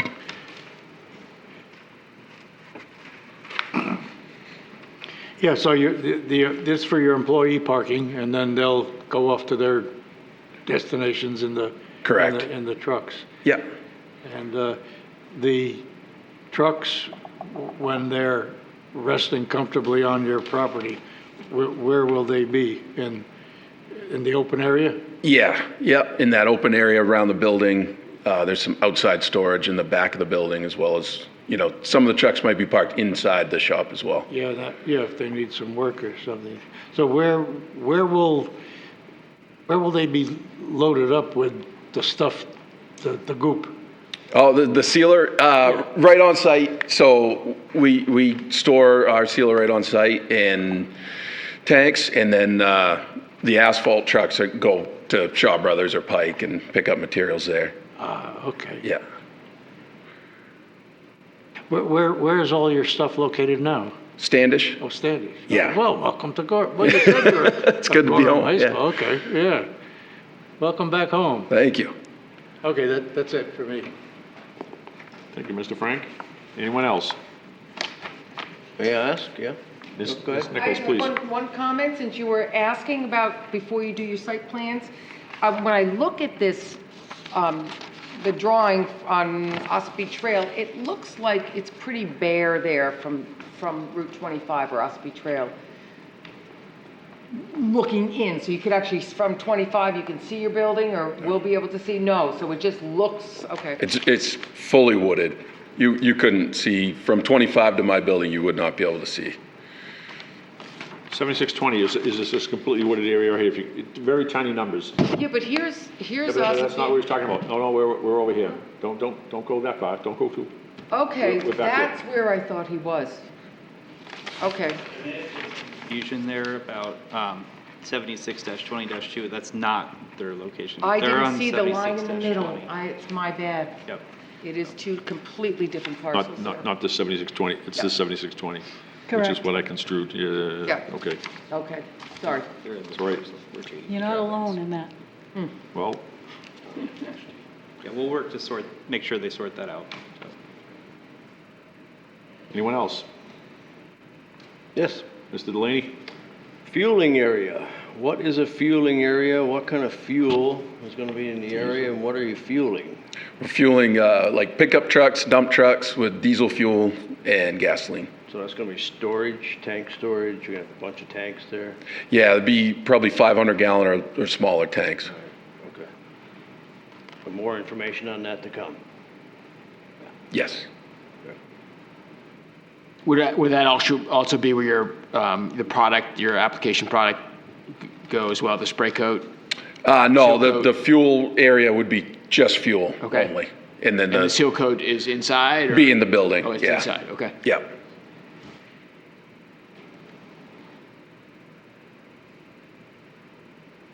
Any anticipated odors? Are we worrying about fumes propagating in the neighborhood? No, the sealer really, the sealer that we use doesn't have a real bad odor. The state of Maine has kind of implemented new rules on what can be used. And this sealer, you don't really notice it. And we've never, in the years that we've been in Standish, we've never had a issue with a neighbor, anybody, stating that fuel, the smell is an issue. Yeah. Thank you. You've done quite a few driveways in my Mailon Avenue neighborhood, and I can't smell a thing. That's true. Gorham's where I got my start. This is where I started my business. So it really is like a homecoming to be able to build a shop here. All right, folks, this is a sketch plan review. On page 5 of 6, you can see every single department in Gorham has no comments. If they have no comments, we've asked a few questions. Anyone else? Just a sketch plan review. Really good. Welcome back to Gorham. Looks good. Great. Thank you. I'm a customer. Thank you all. Thank you. Thank you. Thank you. Thank you. Ladies and gentlemen, other business. The only thing I want to say is that we got some updates from Tom Poirier on the Land Use and Development Code. They're explicit on what to do, remove pages, insert pages, take pages out. They're all numbered.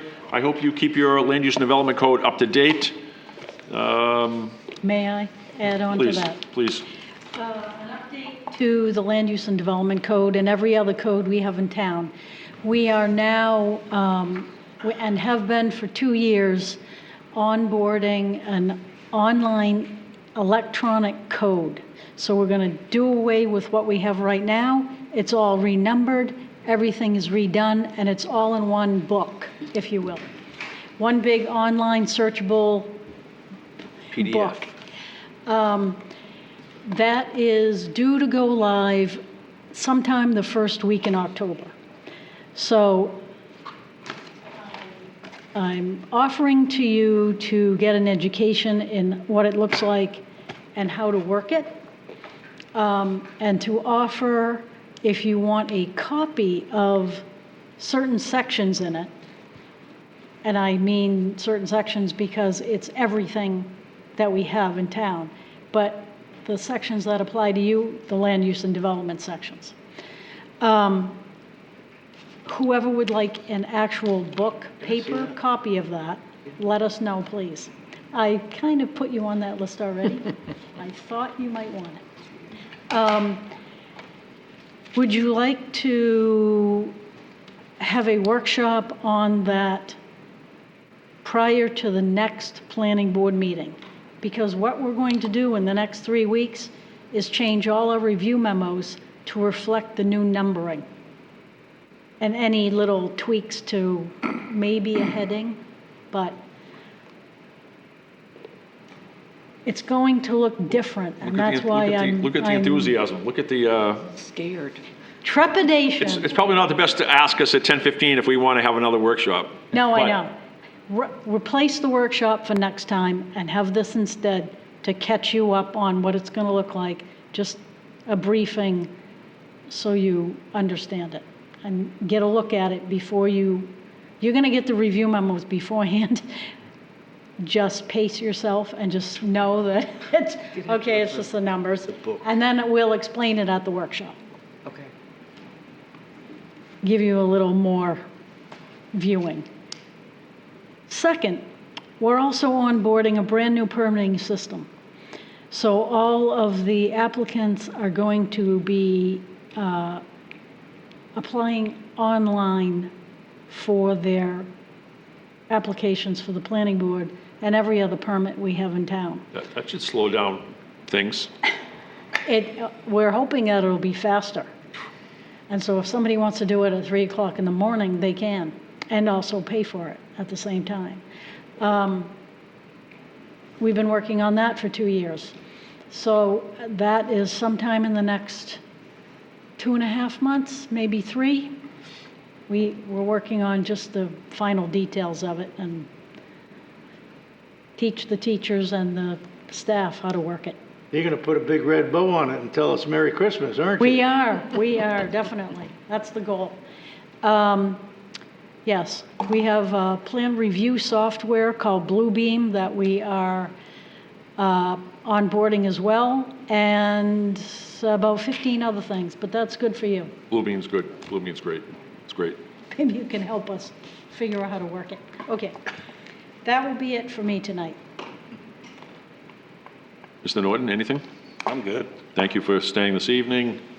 Thanks to Ben Dyke for staying and videotaping us, to the planning board and the planning department. Please, now, thank you very, very much for a late evening.